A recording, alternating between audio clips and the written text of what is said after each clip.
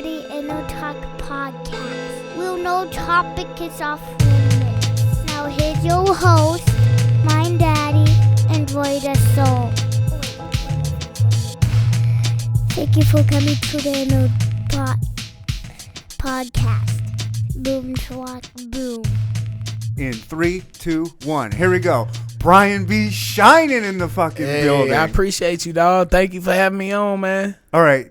Would you do, I just thought about this in the bathroom. How would you introduce this podcast? Like in your voice, in your style? Oh, man. Neander Talk podcast.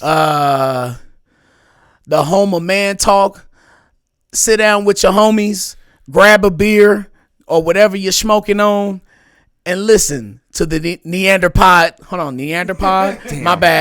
My bad. Damn, I almost had it right there, man. Almost a one-take Jake, baby. You guys, he is not a fan or a listener of the show just yet. Not yet, man. But he's about to be. I'm being introduced to it, man. Yeah, Neander Talk podcast. All right, man. Here we go. Hey, man, look, man. This is your big homie, Brian B Shynin. Hey, grab your homies, your partners, sit down, grab a cold one, get your ice, get your loud pack.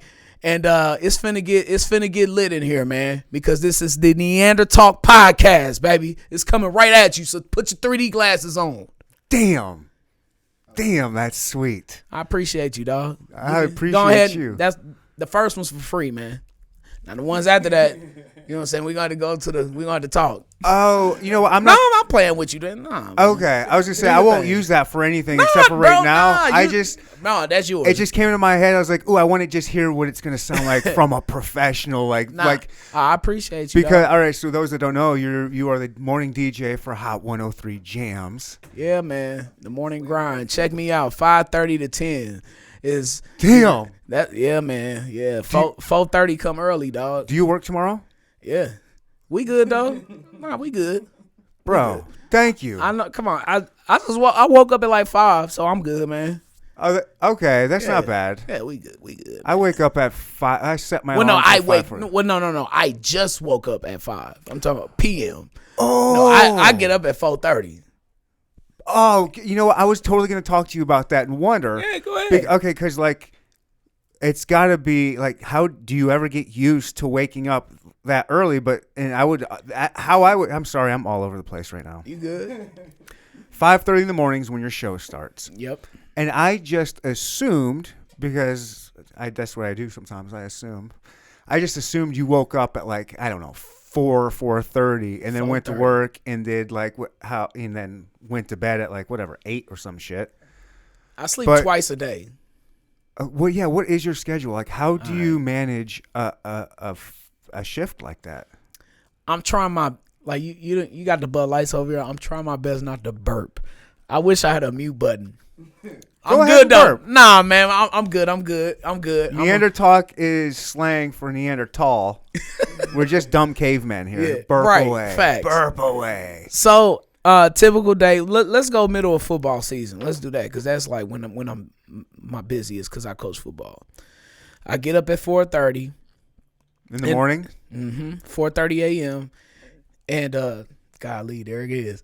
And I do a lot of prep though. So I try to have a lot of things already ready, you know, things I'm gonna talk about or whatever, what direction I'm going in. I try to have the show pretty much planned out beforehand. Yeah. So so I get up at 4:30. I'm at the station by 5, no later than that. There it is again. Don't even if you don't mention it, people won't notice it And then because I'm not hearing it. I do my prep for an hour. Of course, the show starts at 5:30, but I'm only, I'm opening the mic and I'm opening up everything. I'm setting the table, so I already know what I'm talking about. So I'm continuing to do my prep until 6 when it's time to really get things started. So I got 4 breaks an hour, and so I do my thing at the station. 10 o'clock is the show is over. I do my prep for the next day, from 10 to 10:30 or 11 or whatever. Meet with my boss Myron, see, make sure we on the same page with everything, make sure everything was straight there. Leave the station. I go, and then I go get my walk in. I like to go outside and be in nature, dog. I like to be in the sun and be outside. I'm a very spiritual person. Nice. So I really get to I listen to one of my audiobooks or a podcast or something. Nice. While I do my walk, and I get a little run in, but I'm trying to progress towards half walk, half run, and eventually be on maybe 100% run. I don't know, maybe in the year 2035 or something that could come. But it's a miracle that I'm doing this now, though. That from where I came from, bro. Golly, it's a miracle, dog, that I'm in the atmosphere of listening to books and walking now, because that was just a total. What do you mean? I would never do that. I wouldn't, like 18-year-old me or a 17-year-old me would never think that Brian would ever do those type of things. Like I'm reading a book. What? 21 years ago, man. That's a long time. You can't you can't think about what 17, 18-year-old Brian B would be doing. But shit, even 10 years ago. Shit, even I'll say like 6 or 7 years ago. Okay. You know, that mindset. Well, now that's still something. there. But yeah, so I get my I try to get my steps, get my cardio in or whatever. Go home, see if I missed any news or whatever. Or I make a TikTok because I'm trying to get my TikTok popping. At Brian B Shynin, by the way. I got some great content on my TikTok, man. And please. Follow Neanderthal Talk Podcast on TikTok. Please do, yes. It's the same shit you'll see on all my other socials. I shower.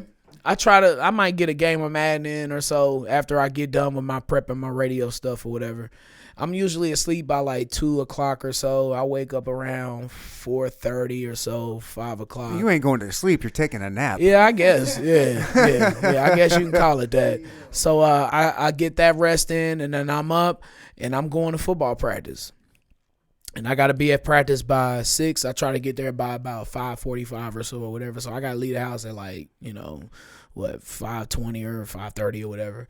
Get to practice and do that until 8. I get home usually about 8:30, shower again, catch up on whatever news that I missed while I was at practice or whatever for even more prep. It's there, and it makes my job easier in the morning. You know what I'm saying? I know people would think you work nonstop, but nah, man, I like to be prepared.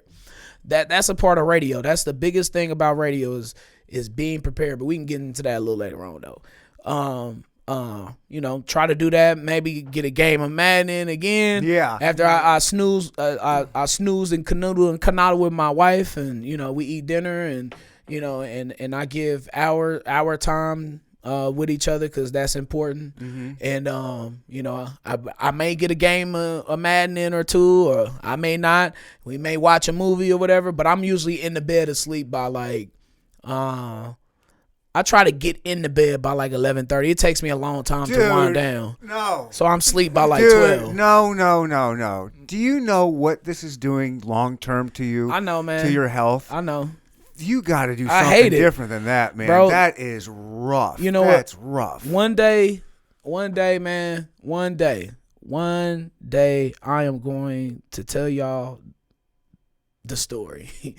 The entire story of my true 100% feelings about getting up at 4:30 and doing this, because it's my show is called The Morning Grind, but it is a grind, dog. Yeah, but you're the only one grinding, by the way. All of us listening. Nah, man. We got grinders out there. You a grinder too, dog. We got grinders out there, man. I ain't the only one doing this. But the thing is, man, have you ever seen The Godfather? The Godfather 2? Godfather 2 is better than Godfather 1. In my opinion, we can have that discussion. However, I've only watched both of those movies once, and it was probably 20 years ago. All right. But Hyman Roth said, "This is the business we have chosen, and this is my line of work. This is what God has blessed me with." So, and to be able, and I gotta understand and respect the platform, because I didn't before, but I do now. What I have the opportunity to do. And so a lot of people don't have this. They don't. Dude, there is so much to unpack with everything you just said. Unpack it, baby. Whoa. First of all, mad respect to you. Like, I appreciate that's amazing. That's most days. That's not every day. Minus the football practice. Okay, but everything else is, I have to work on mixes. I have to download music some days. I gotta do my own podcast things. I try to do a lot, man. I really do. Even though I don't be out in the streets like how I used to be, but that you know, I'm starting to get out a little bit more now, and there's a reason behind all that too. But hey, dog, you gotta get to it, man. If I don't get to it, somebody will. How much Adderall are you on? 0. I'm living off life, baby. Really? This comes that you're just. I'm not to accuse or anything, but wow, good. that's just insane that you're this energetic and motivated. And like, how long have you been the host of the morning grind? Since 2015, September 15th, 2015. So it'll be 8 years coming up. I've been doing the morning show. But then, like, a lot of people forget, I used to board op the Steve Harvey morning show. So I was getting up early then in 2000 when I was at home from college up until 2010 when we took Steve Harvey off. I was up doing that show. So I was kind of, and this is what a life has taught me, dog. Like life or God, whatever you believe in, but I believe in God. Works with life, uses life to teach us and to help us build for something that's in the future. So me getting up early for that Steve Harvey morning show shit, which I hated, but I had to do it though. I felt like I had to do it in order for my journey to fulfill itself or for me to fulfill whatever destiny I have that God has me on. So I felt like that was practice for me later on now to get up early, to exercise. You know, okay, get your ass up. It's 4 o'clock or 12 o'clock at night. You know, you got to get in the bed. I am a night owl, bro. I hate mornings. I can't stand them, dog.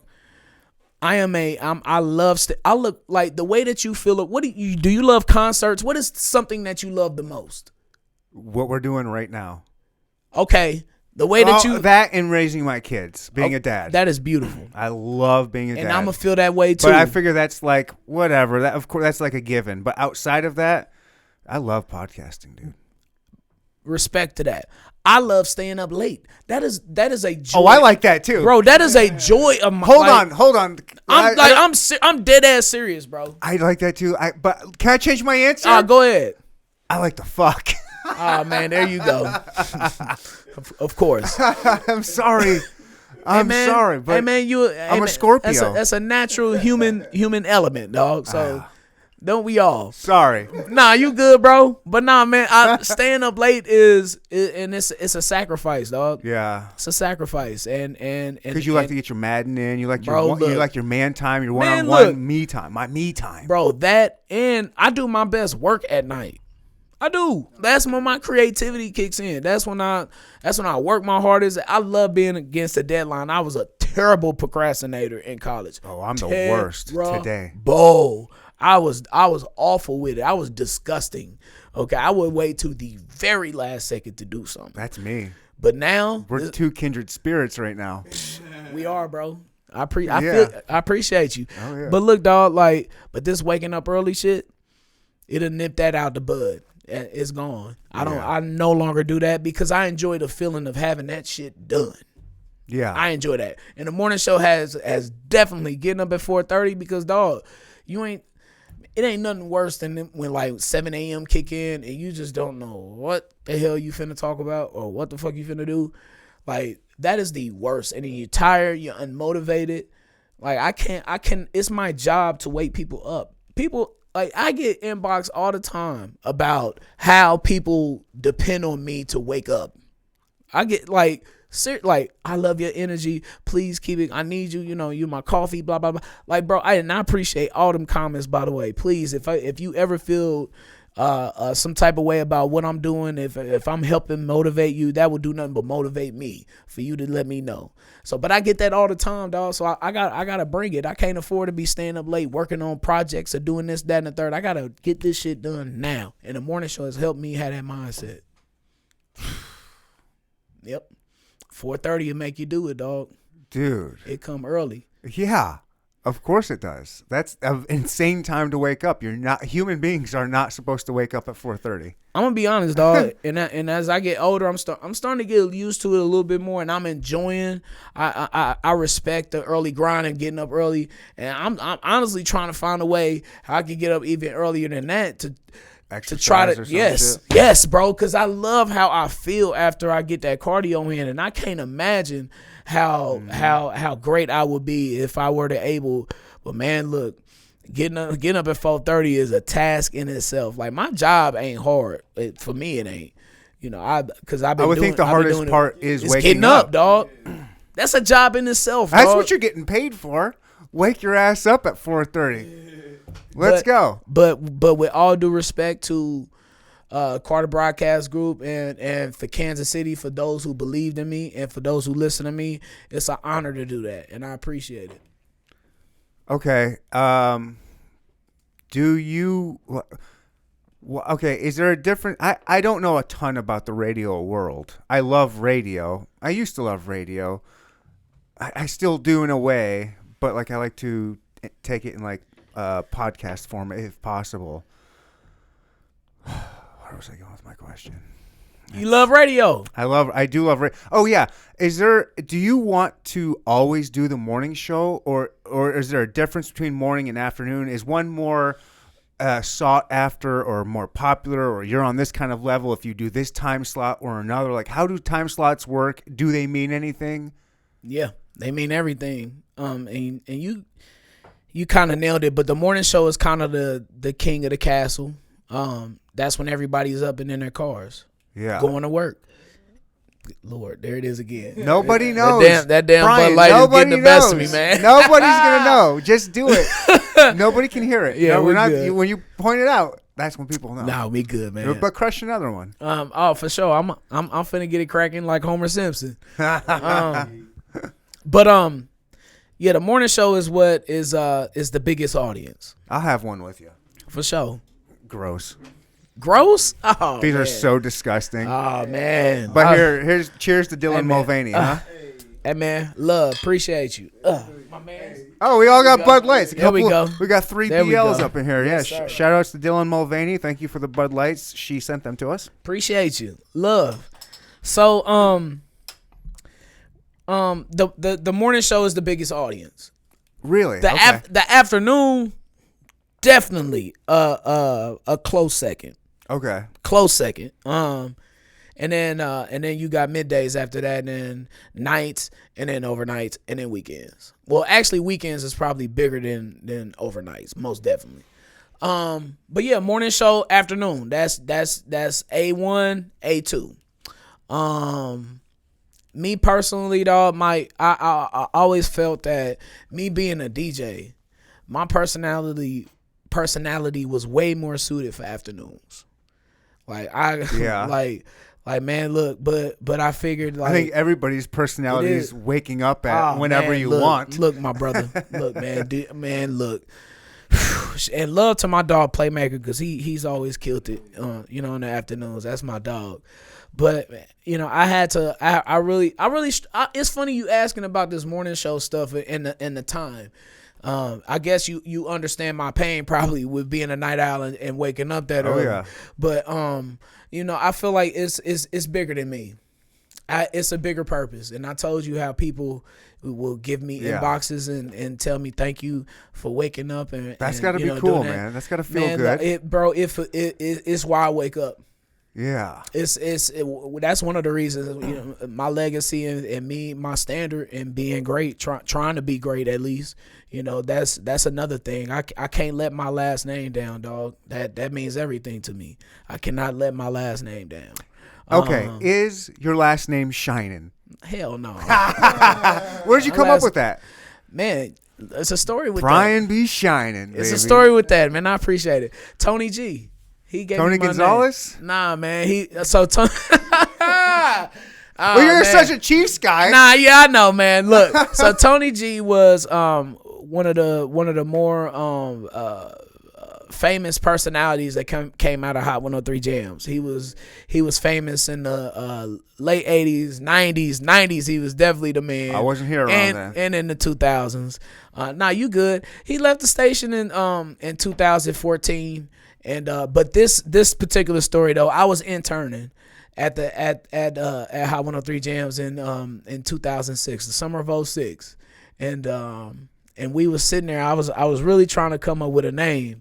And I was just like, I ain't gonna tell y'all what my name was before in college and all. Come that in high on. school. All right, so it's a man because it's a story that leads to a story that leads to a story that leads to a story. So on the football team in Northeast, when I first came to Northeast High School in 2000, Rick Coop, who was a quarterback, he the leader of the team, senior quarterback, all this other stuff. He named me Penguin. Ooh, Because, I like it. of course you would, because of Batman Returns or whatever. You look like Oh, the Penguin. shit, that's not a good nickname, man. He's dogging on you. Right, it's cool, but in the Well, hood. no, Penguin's my safe word. But in a, all right, TMI, dog. But I'm messing with you. But like in the hood, man. Look, man, I went to like 7 different schools, dog. So I'm used to being a new guy. Me too. And there's certain things that you can't rub the group the wrong way. Like, you can't come in with friction like that. You know what I'm saying? So I felt like that was my initiation into, like, Northeast High Schools. Like, yeah, we gonna name him Penguin, blah, blah, blah, blah. And I was on the starting line. You know what I'm saying? I can't, like, okay, whatever. Call me what you want, but I'm gonna still bring this heat, though. So I just embraced it. I embraced the name Penguin. That was my name in high school. That was my name a couple years in college. I had to switch that shit up at one point. I'm like, man, this shit, I'm done. I had to like make it cool. So I wanted a cool nickname like on air. So I named it Big Papa Penguin. That was like this shit is so whack now. BPP. Yeah, exact. That was them BPP initials that like people used to call me that or whatever. I had Penguin tatted right here. Oh shit, what do you got over it now? Oh no, I had to get that up out of there, did. dog. Okay. My family tree, man. Had to replace it with something that actually means something. So yeah, man, my name was like I couldn't bring that to Hot 103 Jamz, dog. Hell no. So and at the time, Kenny Diamonds, he was also involved in this too. Also, calling yourself Papa at 20. Yeah, dog. Or 19, whatever it is. That's the right age. That's the right age, yep. So this is probably like June of like 2006. Actually, and tomorrow is my 16th anniversary of being at the station. But I'm marking 17 years because of my internship. But tomorrow's actually 17 counts. Yeah, exactly. But 16 years ago, tomorrow on June 13th, facts. Time in counts, facts, especially with the work I was doing. Mm-hmm. I was going to get presidential platters, them Hummers that y'all used to see, in the big old vans that we used to have. I used to clean them, bro, at the station. Kenny Diamonds and Theo, they used to have me clean them. Rich McCulley, he used to have me clean. Yeah. That's so right. I mean, get out there and clean, look, bro, intern. I don't give a damn, bro, because I'm a grinder. I'm gonna go out. Well, look where you're at now. You're a legend, man. Nah, man. Brian come on, B dog. Shynin is a motherfucking Kansas City legend. Look, man, and you're not even done yet. But you're over 35, and anytime you get over 35, you can be called a legend. And if I bring your name up to anybody in the hip hop culture in this area, they know who the fuck you are. Like, everybody knows you. Man, that's love, bro. I appreciate that. But you know it. Thank you. Nah, man. I man, you know look, it. You can't say it and pimp it out, but you know I really it. don't, Get dog. out of I here. really don't, dog. In the way. Get out of here. I'm telling you, I'm man. on the #1 morning show in Kansas City, but nobody knows me. Nah, I'm not. Come on. I ain't saying that. I'm just saying that. I'm saying I'm never a person who's going to fly above the radar in terms of like, I'm never gonna think I'm better than anybody, and I don't, man. I'm still hungry. I'm just trying to still work at trying to build some type of legacy. I got a lot of more things I need to do and a lot more work to do, and I appreciate them kind words. Well, no, you're really a legend do. now, but you're working for icon status. Man, look, and man. you're gonna get there. I appreciate that, man. Yeah. I really do. And it's weird because people coming up to me now, young men and women who are in their like mid-20s, almost 30s now. I've been listening to you since I was a kid. I'm like, what? I'm only 30. I'll be 38 in August, but I'm like, damn. like, like it doesn't feel like you're that old. It don't. Like I feel like I'm 27. I'm straight up. I feel the best I've ever had. I feel great. I do. And I thank God for that. I thank God for that every day because there's so many people who don't feel good. It's so many. That's one thing I do not take for granted is my health, but I need to be better at, all of us do being healthy. But I done drop 130 though. All right, I used to be.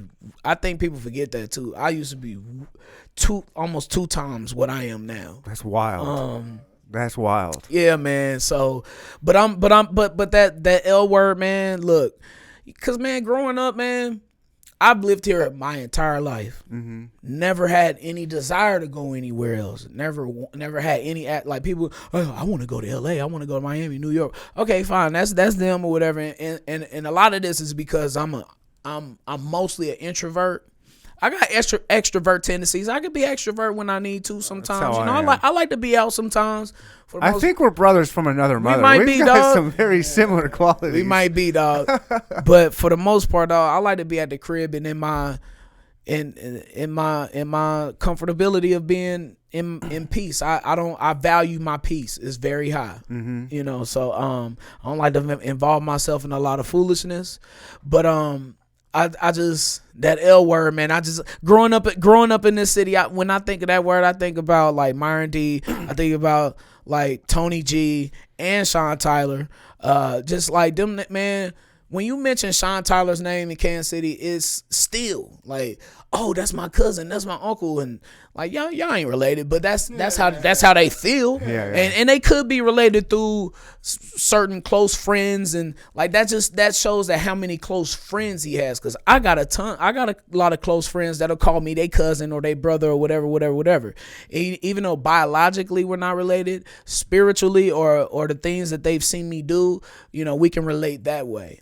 And being a radio personality, that's what it's about, dog. It's about impacting people, touching people. To me, in your city, other people will look at radio as, you know, glitz and glamour, and I want to meet these stars and this, that, and the third. I'm like, all right, that's cool, but like, it's the people, dog. It's all about the people at the end of the day. What are you doing to serve them? And that's what I'm here for, to super serve Kansas shows. City. Like when you listen to your show or when you just kind of see when you're out and about in the city doing shit, like it show, like you being right here shows the kind of love you have for the city and for the people.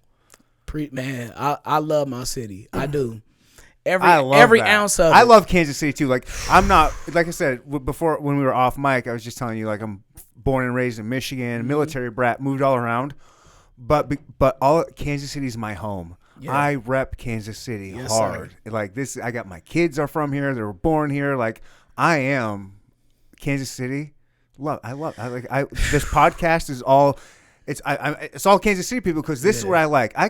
I've had some episodes with people on FaceTime, like some bigger name type people and shit, because that's what you can do. Mm-hmm. But I don't love it. I want someone 2.5, 3 feet away from me. Much I want to look in your eye. Like, I love this shit. So I'm stuck with Kansas City people, and it's not necessarily a bad thing, but it puts you in a little bit of a hole. But Kansas City has got some of the most exceptional human beings I could ever imagine. Like big facts. I am a hip hop guy. I might not look like it to the average person, but hip hop is my thing, always my thing. So I think we have a real fucking scene here. Like we've got some talented rappers here, some great musicians, and our infrastructure outside of strange music. Yeah, and our infrastructure is building. It is people because of the internet too. You know, look at Sleazy. You know, look at him.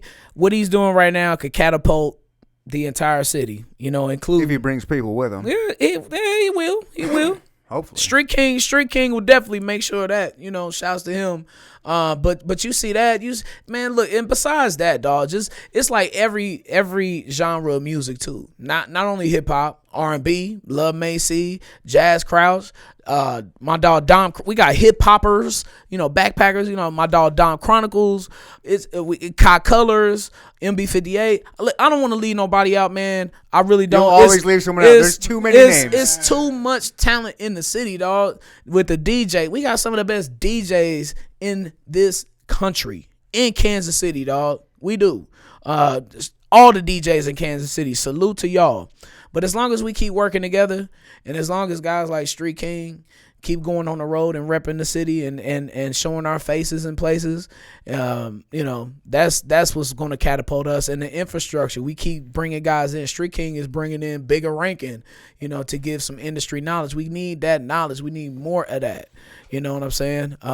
You know, I try to provide what I can, sometimes it's only so much I can do. So we got to reach out to those other resources, and so that's what we got to do. We got to reach one, teach one, man. Do you feel like there is any kind of, I don't know if responsibility might be the right word, or I don't know. I'm going to say, do you feel like there's any kind of responsibility or anything on your shoulders where you feel like you need to put up some Kansas City artists, like kind of like get them played, get them aired? And I know, I'm sure, I don't know, but I'm assuming your hands are probably kind of tied with some stuff. But most definitely, I want to make this clear right now. Brian has never made musical decisions that goes on at I-103 Jamz. You know, I know that's the perception because my face is out there a lot. And so they'll attach my name to, not playing this, that, and the third. And that's going to be hard to deal with. Yeah, I mean, it come with it, man. It come with it. And at this point in my life, I try to provide grace, a lot of grace. For the simple fact, they just don't know. Ignorance. They just don't know. Mm-hmm. And I'm not about to sit. I used to do that. I used to go back and forth. Oh, with artists and this, that. Man, look, man, them days is long gone. And that was a part. Did you get in any beef with anybody? Like, do you have some haters out there that are like? I mean, I don't know now. I don't know. I swear to God to you, I am blind to all of that now. I don't. That's what I'm saying. But then I have no clue. But back then, yeah, it was a couple of things. But who'd you have beef with? All right, so there was a situation with Rory Fresco in 2017, but all of that is squashed and it's underneath the bridge. We got that squashed immediately, and love to him and his father. I got nothing but love for all of their whole camp. Saudi Suite, they make outstanding music. That now Rory Fresco, he's one that definitely want to watch out for that I didn't mention when I was naming the names earlier. But Roy Fresco is the truth. Too many to name. These butthurt rappers just need to take a chill pill and not get all upset when they don't mention your name. Do you know Marley Young? Yeah, who doesn't? We've had a couple situations, but man, we are so good now. That's my dog. Summer '87, by the way, 10th anniversary of that mixtape. One of my favorite Kansas City mixtapes of all time. I've had issue with him. Man, it was just a lot of it was more in the late 2000s, early 2010s that kind of stuff was going on with me. So what's going on? Are they just hitting you up being like, yo, fuck you, you're not playing my stuff, how dare you? Or like how does the beef start? Like what's man, that's what it stems from. It's never It's always that. It's always Brian don't do this, or Underground Heat is when I was doing Underground Heat is this. I got accused of playing my friends. I'm like, what? My friends? Seriously? I don't have no ethics or morals in this. Like man, and that was never the truth. But again, dog, a lot of grace, but to answer your question, my bad, I didn't mean to divert. No. To answer your question, it all stemmed mostly from the internet, from Twitter or Facebook. Yeah, of course it did. Yeah, they'll add me and say, Brian, they'll call me a name or say I don't support or do this, that, and the third, or But now, dog, again, I gotta provide grace, keep it moving. Will you just ignore those messages? I got to, dog. Yeah, I got to. You got to, because. Vince McMahon, he said, yes. Give me some Vince McMahon. I was a big wrestling guy. Me too. Up. Stone Cold Steve Austin for life. But I'm more of a DX click. D-Generation. That's right. But Vince McMahon said business wise, while he was so successful and why he never paid attention to WCW and the Monday Night Wars. He did. He paid attention. I was gonna say that's bullshit. But he hired half of them. But he said all of them. He said like racehorses, they had blinders on them, so they stay focused. Just stay focused on what you're doing. Don't even pay attention to nobody else. But if you're doing the absolute best that you can do to the best of your capabilities, you ain't got to worry about nobody else because the cream rises to the top, baby. It does. So, yeah, man, I stay focused, dog. I try not to. I rise to the top like cream of the cop. I never eat a pig because a pig is a cop. There you go. Who you steal that from? That's House of Pain. Oh, okay. Yeah. Jump around. I don't listen to them. What? Yeah. What? I'm good. I'm good on that jump around, dog. From back then? Nah. Now, if you say crisscross jump, you That was one of my first albums I ever bought. crisscross. Yes. Now hit me. I missed the bus. You can. I missed the bus. What you know about that? I Yeah. What you know about like even Van Halen jump? You can give me some of that. I'm not into that. I ain't listen to no house. What? Oh man, I ain't listen to no House of Pain, dog. You can keep that. You can keep Everlast. Really? Yeah, you can keep that. Why? He did have that one song in what was that night? What was that 2000? What was that song called? Give me a minute. What it likes to be. Don't know what it's like. I don't know. The shit was whack. We all know. You see the point at the liquor store begging for your change. Get a job, you fucking slob. Oh, he said that for real? Blah, blah, blah. It's part of the. What was it? He didn't mean it. What was that song? I don't remember the Everlast, name. the big name of the big song. Yeah, what was Yeah, that? it was. I can't remember if it was 98 or 2000, but I know he. That had was a that big 2000. song. That was a 2000. Okay. Yeah, it wasn't quite 98. All right. I don't think. Yeah. Can we take a break? I gotta piss. Yeah. Already? How long have I lasted, Charles? You got a little bladder. How many? 35 minutes. That's it? Yeah. All right, here's We the good. deal. Let's go. We good. All right, we will go. However, here's what happened. Before you got here, I chugged a liquid IV. What? You know what a liquid IV is? Are you what are you dehydrated, dog? I was preparing in case I drank half a bottle of fucking whiskey Oh, okay, tonight. okay. I was like, Oh, I wake up early in the morning too, Brian. So you don't do a water back What's a water back? when you drink like. That so- sounds very. That's damn near racist. I gotta make Hell sure. no. Come on, bro. Hell no. Nah, you like for shot drinkers, you drink a shot, boom, and you drink water. You just water back. I just. Or if whatever liquor you drink, Right. you drink water. And that's a cure to hangovers, to be honest with y'all. For my drinkers, I know we got a lot of drinkers that's watching. But I'm telling you, you gotta eat. First off, you have to prepare yourself. You have to make sure you eat something. Eat good. Eat some type of protein or carb or something. Eat some pop. It's pasta the right? Nah, Yeah. Carbohydrates. Yeah, eat some carbs, bread or something. Shit A that nice soaks sandwich. it up. A nice sandwich or something, right. I had a burrito. Perfect. Chipotle. Perfect drinking That rice is gonna food. soak it all up. So you drink, you go out, you get hammered, drink your drinks, but make sure you drink water though. That's the key. You got to drink that water. You can still get drunk, but you got to get that water in there though, because you don't get that water, you might be done for. 100%. And sometimes I do the water, but I read something just the other day that a lot of people do the liquid IV before they do the drinking. I was like, I'm gonna give Has that it a worked? try. Have you done this? Your first time? Yeah, but like actually consciously thinking about drink one before you drink. This is yeah. going to be my first time. So far I'm regretting it because I have to piss already. But however, tomorrow when I got to wake up early and I'm not super hungover, hopefully I'll be like, you gonna be made good, the right bro. move. So give me like just a minute. You good? All right, we're ready to go. Where were we? I think We were was talking about the Kansas beef. City and the beefs and stuff. Look, man. We don't have to focus on it. No, man, we good at this point, man. I was telling you off air, like going to Northeast High School really prepared me for even before the end. My pops, my daddy, my brothers.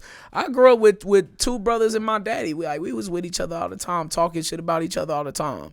And especially my daddy. My daddy was known for talking to us, being real with us. So I was used to being blunt. That. Man, I was used to that, dog. So That's how I am with my kids.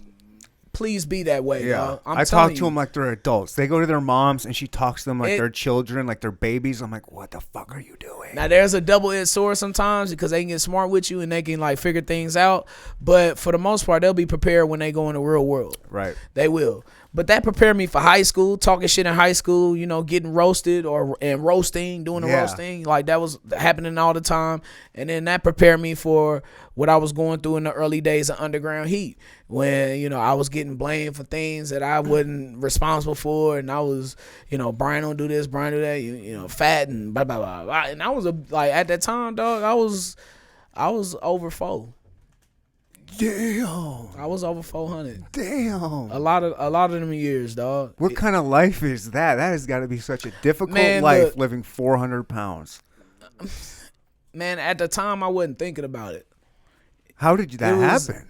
Shit, just being lazy. I was not being active, keeping to myself, just focusing on work, and right. I was really just laser focused on work and literally nothing else. You mentioned something. I'm gonna go way back in our early part of our conversation. You were mentioning like now that you're walking and reading books. You never would have thought about that even 7 years ago.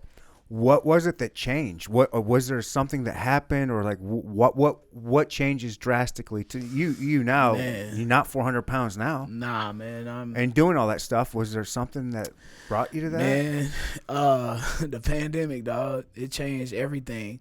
But I was losing a little weight before then. But the pandemic really sped it up and heightened it. In which way? Because knowing that it affected fat people.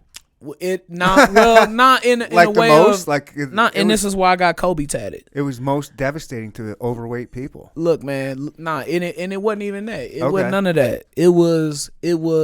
I got one life to live, and I need to do something now while I can.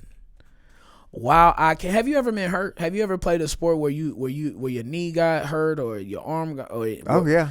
So have you ever been debilitated to where you couldn't move, or you needed assistance to walk or something like that?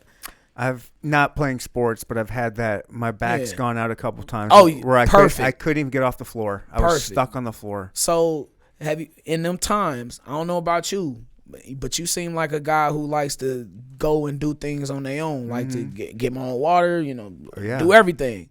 And so in them times though that you can't, it's like, fuck, dog. I wish I had my leg back. I wish I did. I'm so like it's so frustrating. And I thought about that. I'm like, man, what if one day I come up and I have a heart attack, or what if one day something happens to where like people depend on me. Number one. Number two, I'm very independent. I like to do things. I hate asking people for stuff. Amen. I can't stand it, dog. I hear you. I don't know where it stems It's from. so hard. I wish I knew. Is. How do we find out where it comes from? Probably psychiatrist or I can't afford counseling that or something. I ain't complete. I ain't sitting here telling y'all I'm a perfect man or nothing like that. I am under construction. I think we all are under constant construction. All right. So don't get it twisted. We're I-435. Man, for real though, Kobe time 824. So for real though, dog. Look, man, when Kobe Bryant died, and that was like before the pandemic. That was right before the pandemic. Kobe died. And Kobe was always my favorite player. Like Jordan, of course, but after Jordan, like it was Shaq for a hot second, and then it was Kobe because I'm a Lakers fan. But and it was Magic. It was Magic before Jordan. It wasn't Tony Kukoc? Hell no. He was good though. But like I said, dog, big Lakers fan. So Kobe, I never like Kobe dying.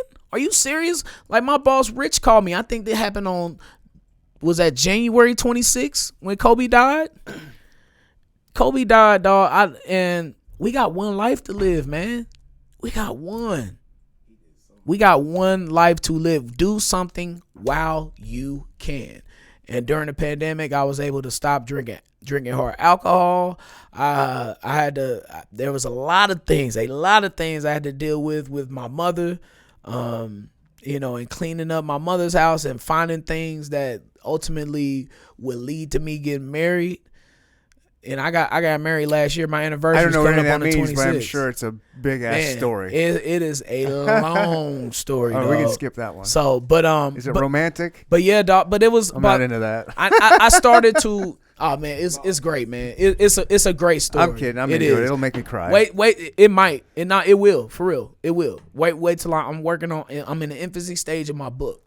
So I'm starting to, I need to get all this down while I can again. So, but during the pandemic, though, we got one life to live, and I really started to listen to God. I was always a believer in God, and I always obeyed God. But I was like, I wasn't listening to Him. But now I'm in touch with my spirit more. I used to laugh at people that used to be like, I'm spiritual, this, that. Like, I used to like, what are you talking? You're being ridiculous. Okay, do you? Totally get it now. Damn. Totally get it, dog. And for those, I'm glad you're saying that because I'm telling you, dog. For those, man, look. when I listen to you on your show in the morning, and you bring a lot of that stuff up, just like God bless, and just like I believe God's saying this, that. I'm like, it's just kind of saying that, but like he don't, it's just one of those things some people kind of like say. I'm like, I gotta say something. So, but you're like, you're walking the walk, man. I'm telling you, dog.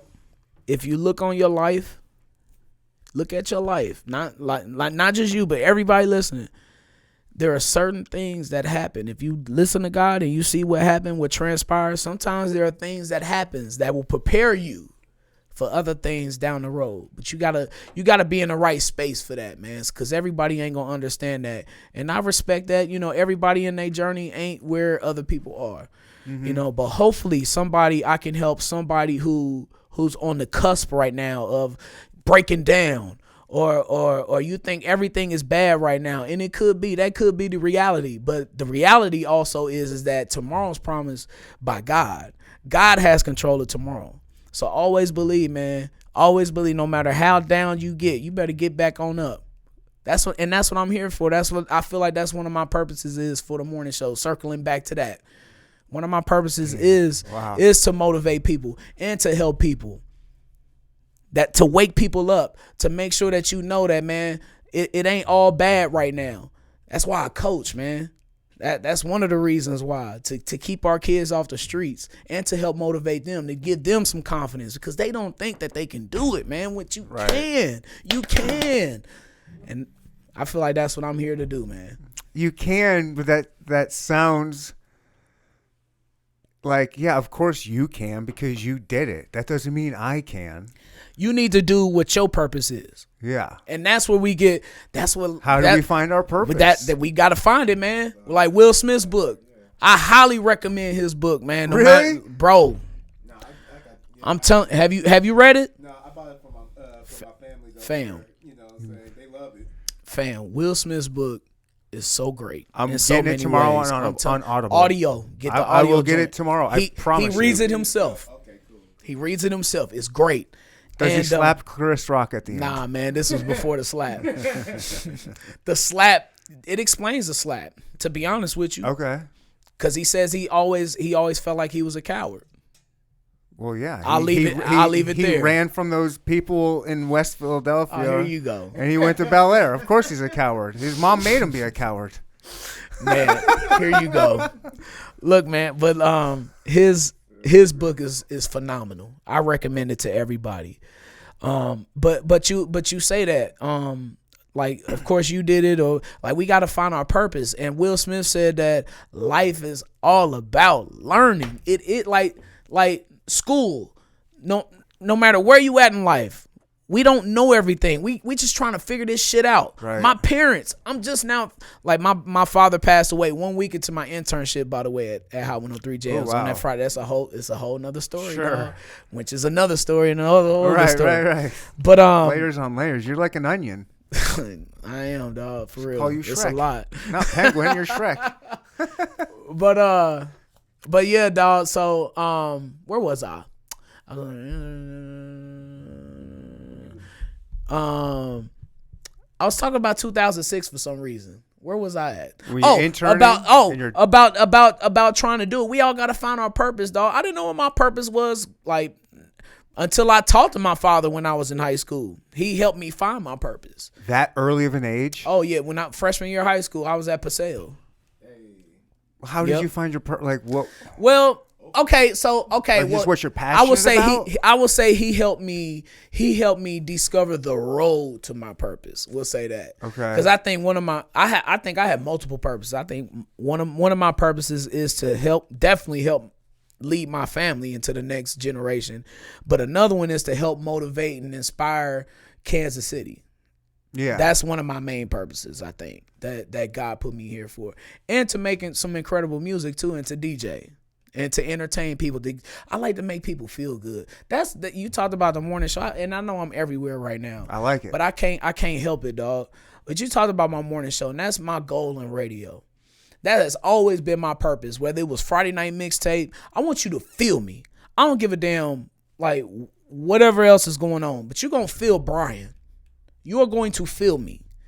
Yeah. You may not like what I say sometimes, or you may not understand what I say sometimes, maybe. It's coming from love.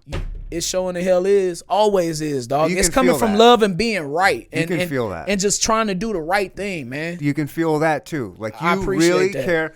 Like you can tell you really care about this city and the safety of this city. Absolutely. Like you can I can't tell. stand that. You I can- can't stand that violent shit, dog. It's bad, and it's bad here. I can't Kansas stand City, It's killer city It's for annoying. a reason. It is annoying, man. Because man, It's sad. When I've talked to these mothers who've lost their son, and I don't give a damn what little beef Mama like on a people mission. got. Man, look, it is heartbreaking talking to these mothers.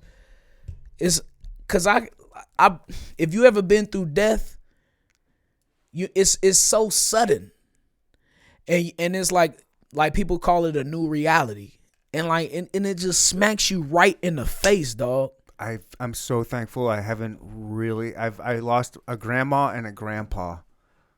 That's kind of it. And that's what's supposed to happen. So it's not. I mean, it sucked and it hurt, but Yeah, man. I had a hamster die when I was a child, and it fucked me up. And just imagine the emotional trauma that kids have to face without growing up without their father. It's a core disruption of the black community right now. That the absence of a father in the home and the divided family and the violence that's going on. All of that stuff is to the detriment, and that's why I'm trying to do my part, man. That's why I'm trying to do my part through coaching, which is another one of my purposes, through coaching these kids, trying to keep them off the street and inspire them to do something better than something that they don't even think that they can do right now. Right. But they can. That's what I be wanting to get to people. I want you to feel me. I want to motivate you to know that you can do this, because there's been a lot of things, dog, that I thought I couldn't do that I know that I've done through that pandemic. And I'll get to that one day. Just that in the book. Okay. Are you writing a book, legit? I am, seriously. Yeah. Yeah. I'm like, You know who writes books? it's in the infancy. Charles. I'm in like I'm like 5-6 pages in, but they were really good 5-6 pages though. Charles, do you know who writes books? Legends. Oh man, come on. Legends write on, books man. because they know people want to read about their legendary man. status. I didn't think that How nobody they cared. got there. I honestly feel, and I work like nobody cares. That's because that's how I grew up. All right, so you have to be energetic and going at it in the morning. That's every single day, 5 days a week, for years. Do you have to fake it often? Some days, Some like days. what's like Some I days. I don't feel like doing, but yo, what up, Some everybody? days, hell yeah, you gotta push Is it through. your birthday today? Shout out to you. You gotta push through. Geminis. You gotta push through it, dog. You ain't trying to hear that shit. Are you trying to hear me come on and be like, I'm all right, tired all as right. hell. Hey, What's hey, up? all right, y'all. I'm tired, man. Happy birthday to all my Geminis. I could nail it in like that. That shit whack, dog. Yeah, Fuck that. yeah. That shit whack. And my brand and what I put out, very important to me. And you gotta push through. You don't give a damn about how I feel. You don't. No, none of the listeners care about how I feel. They care about me. To a point, they might. Some might. But If for the they're most part, if the they're- masses don't give a damn, Right, dog. you're right. They don't. You better come on here and deliver. Yeah. I got to do it, man. I don't care about your day, bitch. I'm going to do Nope. a real job. You have to work 5 Facts. hours a day. What we talking Yeah. about, dog? I ain't mean to get loud, but that's a great point. Yeah. That's a great. What are we doing? What are we doing here? Yeah. What am I bitching about? Yeah. What am I doing? It's people that's getting up at the same time as me that's working on 435. Yeah. And they got to get up and they got to throw their back out and work for their family. I hate my job. I hate my That's what I'm job saying. I don't hate my job. much. I know that. You know what I'm saying? I can't. And I love I can't that for complain, you. dog. I root for that. I appreciate it. That is my favorite thing is when I have people on the podcast that love what they do. I'm so so happy for people like you. I have love nothing- that you get to do what you love to do. I have nothing to complain like you're about, living a man. dream. Like so many people. Do you know how many people in Kansas City would love to be Brian B Shynin in the morning. Like, Man, who wants? So many people want that, but off, nobody can do it. You're fucking doing it, and you do it so well. I appreciate you, dog. I never would in my wildest dreams. I'm sorry to like fanboy on you, but dude, it's man. so cool. It's so I'm cool. I'm gonna accept all this love because I'm gonna give you some love, dog. All right. I ain't gonna do nothing but give you love, but that's in my wildest dreams. I never would thought like that would happen to me. Like that people would think of me in that way, and I'm truly honored. I am. I can't say that, and I'm not gonna say it enough. I'm gonna continue to say it because I am honored. I'm blessed, dog, and that's why I work hard because So it's a lot of people that do want that spot, and I gotta take it. I gotta strike while the iron is hot, man. You ain't gonna be hot forever. Rockefeller was hot when I was in high school. Ain't hot now. Not hot now. Rough Riders was hot in 98, 99, 2000. It ain't hot now. Well, he died. I mean, nah. I'm just saying that, man. You know, you got trends. Excuse me. I'm a big uniform guy. I love uniforms. Like, what do you mean? Football uniforms. Okay. All right. So people want the Chiefs to change up uniforms and shit all the time. I'm like, man, for what? I like the prime uniforms when you do the solid shit. You feel me? Does Nike change their logo? What'd you say? I think the alternate black with the red and yellow numbers. For what though? But it's trendy. It's trend, and I understand that. I get why people would like that. You want a little difference. Okay. You want a little variety. Hold on, I'm on your side. I get it. I don't want Michigan to do that. Exactly. I like. Yeah, you Michigan, want your team to be classic. The Yankees, Coca-Cola. Think of these brands. Nike. Yep. You brought me over. Def Jam. I'm talking about like iconic brands don't need to change shit up. 100%. They don't need to change nothing up, Damn, dog. you're right. You brought me over. I was against you. Now I'm on you. Yeah, man. Yeah. You got to strike while the iron is hot. And I ain't trying to be trendy. I'm trying to live up to the name you keep calling me. I'm trying to live up to the legend name. I got to deliver every single morning, whether I feel like it or not. So I watch all kinds of things. I'm a big podcast guy. I'm a big YouTube guy. You know, I like Sway in the morning. Breakfast Club, of course. I mean, that's not a morning thing. But also, like, I grew up on, Dr. Dre and Ed Lover. Yo MTV Raps every Friday night, baby. Yeah, like that was definitely a part of my schedule growing up. It was that then Def Comedy Jam, but before that it was TGIF Fridays with Big Tigger. No. I'm talking about like early '90s. I'm talking about TGIF, actually like Urkel and shit. Yes, it would be step by step and yes. But that Family Matters. I wouldn't watch nothing past 8 o'clock because Video Soul would come on. All right. So we would watch Video Soul on BET. Then Mama would go to sleep. Me and my older brother would watch Yo MTV Raps because that would come on after Video Soul. And then after Yo MTV Raps, Def Comedy Jam. Yep. And then if you're lucky on a good weekend, it might be a Saved by the Bell marathon coming on TBS. You were Saved by the Bell guy. Hell yeah, man. Zach Morris was the man. That was my dog. What woman? Lisa Turtle, baby. You were a Lisa Turtle guy? Lisa me. Oh, Lark Voorhees? Lisa me. All right. Yeah.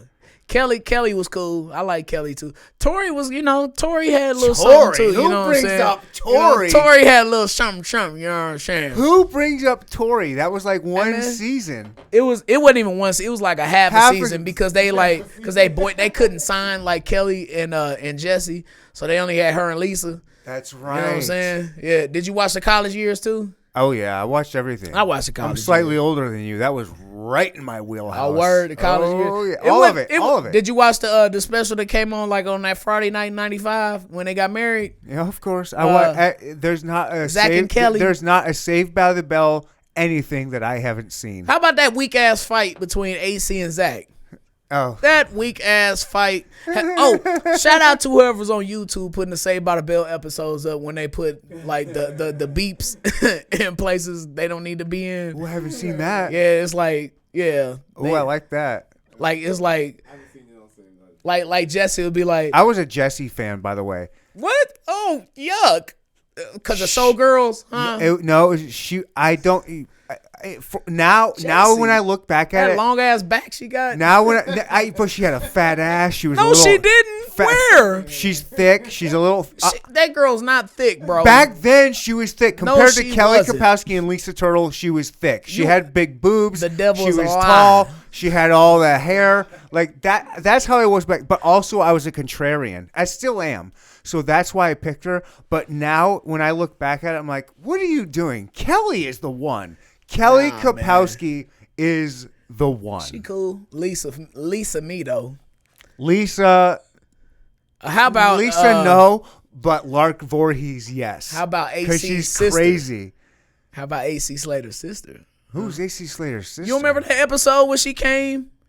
Ooh, Was it I his don't. sister or was it his? No. It was his ex-girlfriend. The ex-girlfriend came and then Zach tried to get on her. And then AC didn't want her to. And then Jesse got vaguely mad remember at him. that. Yeah. I vaguely remember that, but I can't picture what she looked like. Oh, man. How about the summertime with Lisa Garossi? Or what was her name? I ain't like her It attitude. was Garossi. Yeah, Nobody did. I didn't understand that. I was good, man. She wasn't attractive. Like Zach, and was like she? Zach's not really into you. In real life, Zach Morris would not be into Garossi. Yeah, Zach, what you doing, dog? What you Come on, doing? man. Yeah, Get man. out of here, you poser. Yeah, well, especially with Kelly right there. Like, you better go on and Mac on her. Kelly Kapowski. Yeah, she was cool, but yeah, R.I.P. Lisa Screech. for me. Yeah, man, he was a jerk though. And you know what? I heard. You know what? He would have been fucking fun to hang out with. When you hear the stories, hell. I ain't co-signing that. I don't co-sign it. I don't want you to co-sign it. And I know this is like the kind of stuff that'll get a motherfucker canceled. But he was doing some just some crazy dirty shit. He was literally giving women dirty Sanchez's. Like him and his group were like doing these bets. They're like, I bet I can do this sexual act on a chick and good. film it and get paid. It's not good. No, sir. It's not good. And he should get canceled for it. Yeah. But can you see the funniness in it? No, you can't, but I can. I won't. I know you can't.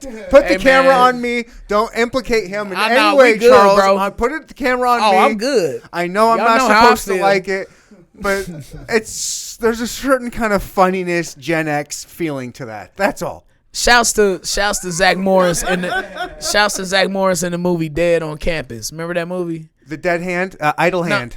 Huh? That was Idle Hand. No. It came out in 1998. What I do remember, that was not Idle Hand. Dead Man on Campus, I think it was called. Was that the one with the hand? No, I don't remember a hand. No, that was called Idle Hand. Idle Hand was okay. That's that Seth Green I was guy. just always shocked when they would do like rated R movies after that. After Saved by the Bell. Showgirls. Yeah, man. Like Showgirl. Like what? What is you doing, right, so Jesse Turtle? You just gave me some shit about Jesse, but did you not watch? Not Jesse Turtle. Jesse I said Soprano, Jesse Turtle. but Jesse Soprano. My bad. Or- Lisa Turtle. I got Yeah. Lisa on my mind, but my Sparano. wife is Sparano. always on Jesse my mind. Shouts to my wife. Soprano. What? Sparano. Yeah, something like that. But did you not watch Showgirls and be like, oh yeah, Man. that is the one? Bro, I remember sneaking and watching that movie. Jesse was a banger. Get out of here. Jesse's hot. She's a banger. Elizabeth Berkley, That's more your style. certified banger. I have all styles. I liked all three of them. I liked all three of them, by the way. You just had to nitpick and pick the one you liked the most. Give me all three. Bro, I remember. I taste the rainbow. I remember Showgirls came on like Showtime in like '97. Oh, I bought I bought the DVD when it came out, or the VHS. See, I was like 11 years old. I was like 11. Okay. I was like 10. I was 10. It came out like 95, right? So I was like 10. And No, it came out after that.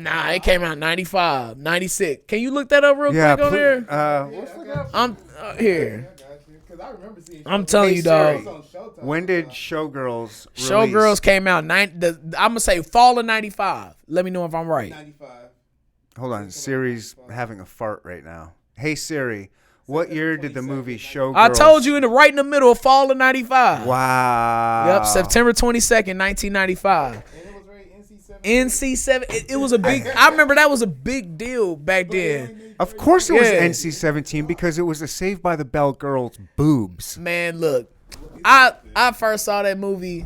It had to be 96 when it came, because back then, they waited like almost a year after the release in theater. Gotta go to as Blockbuster opposed for that shit. right exactly the Blockbuster rule as opposed to it coming out on TV.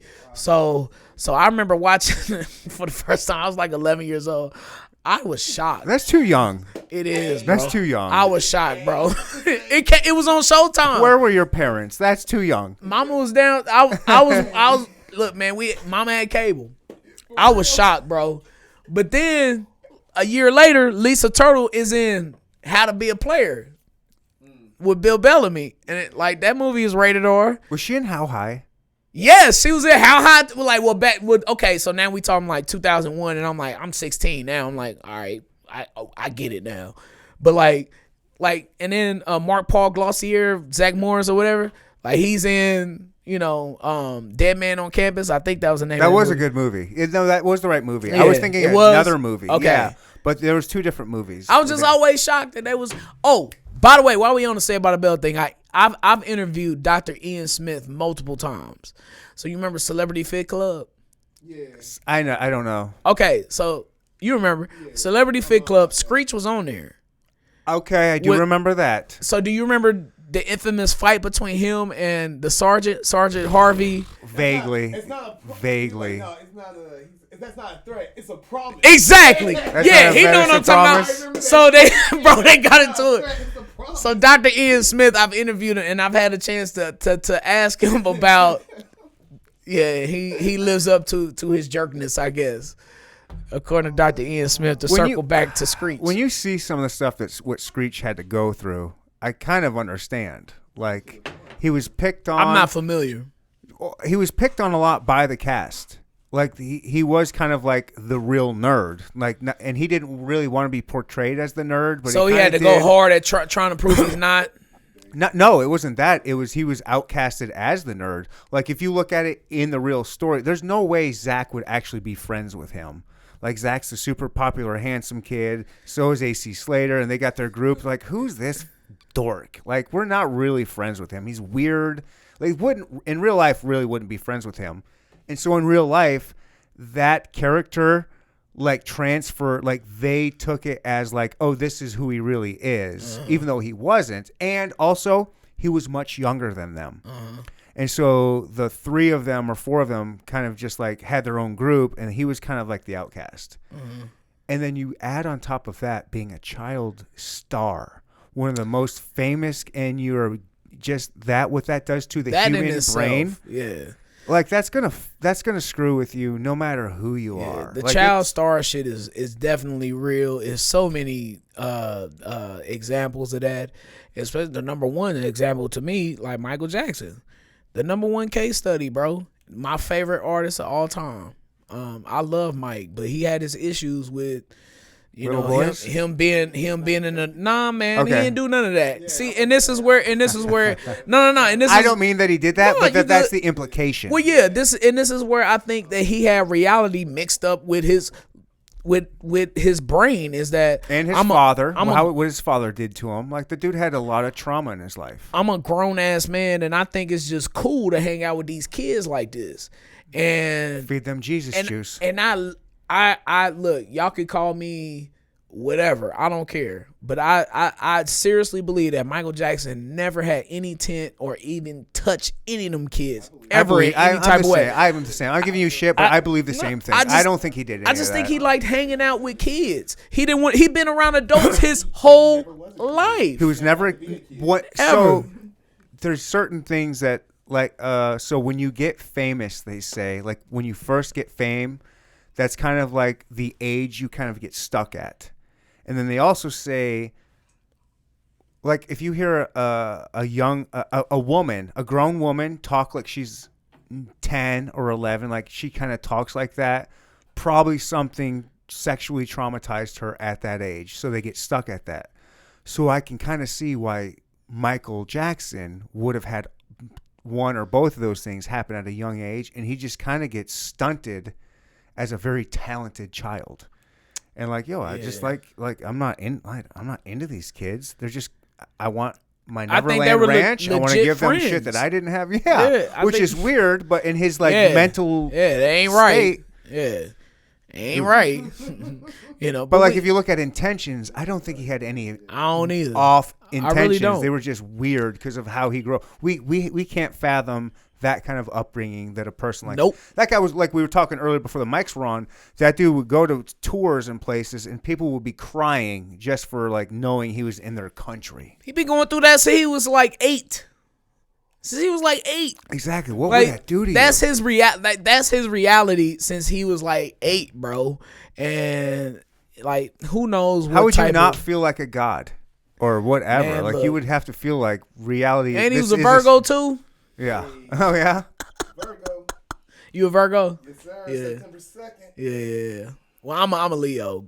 I got Virgo tendencies My though. daughter's a Leo. Yeah. That makes sense that you're a Leo. Oh, I'm a Leo. What is it? Leo Sun, Virgo Moon. Okay. I'm a Scorpio. Okay, you extra Scorpio. See, my wife is extra Libra. She's Libra Moon and Sun. So yeah. Dang. But I love Virgos. I always say the realest is born in August, baby. Count them up. Count them up. My daughter's I think she's a Leo. August 25th. Nope. No? Virgo. She's a Virgo? Yep. Okay. Yep. If it's past the 20th, I think. Nope, 23rd. Kobe Bryant Day. Kobe Bryant's birthday.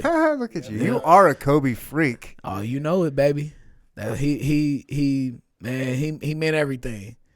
All right, let me take one more break to pee. Yep, go ahead. It's not a small bladder. It's a weak bladder. Go all right, ahead. because it holds a lot. An active bladder. An active bladder. I should probably have it checked. So being an introvert, and I have my introvert qualities as well, but I can make myself extroverted when need be. Yep. But it can be draining. Mm-hmm.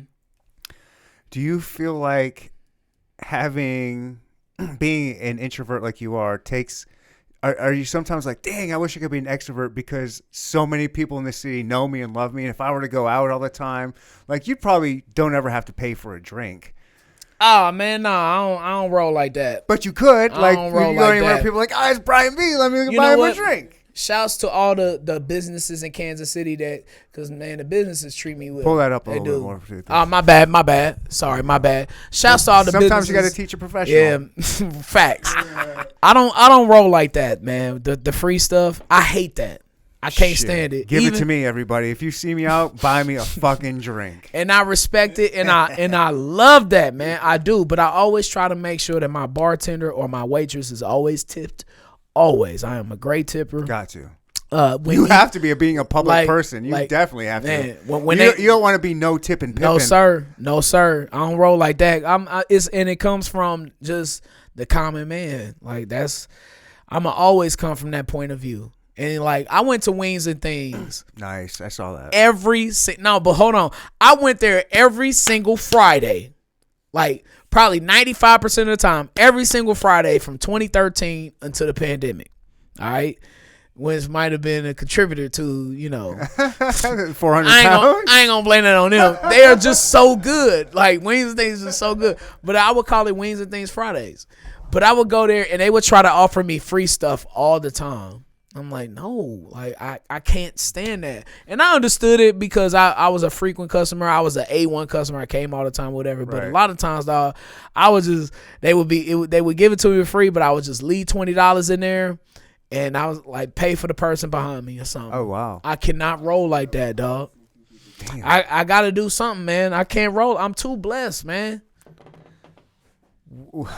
And you can ask Darren that at Wings and Things. They didn't like that. I'm not challenging you. Nah, I you good. Trust you. They didn't like that because it would like kind of mess up everything. Because I guess some other people they would want to do it too. That is the thing. Yeah. Like, do you feel like, you're setting up a chain? Now does the next person feel obligated? They have to pay the person by. Right. There's a funny video I just saw. Did you see this?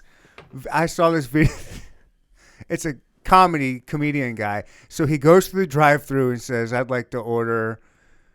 He makes his order, and then he pulls up there to pay for it, and he goes, "You know what? I'd like to pay for the first person behind me."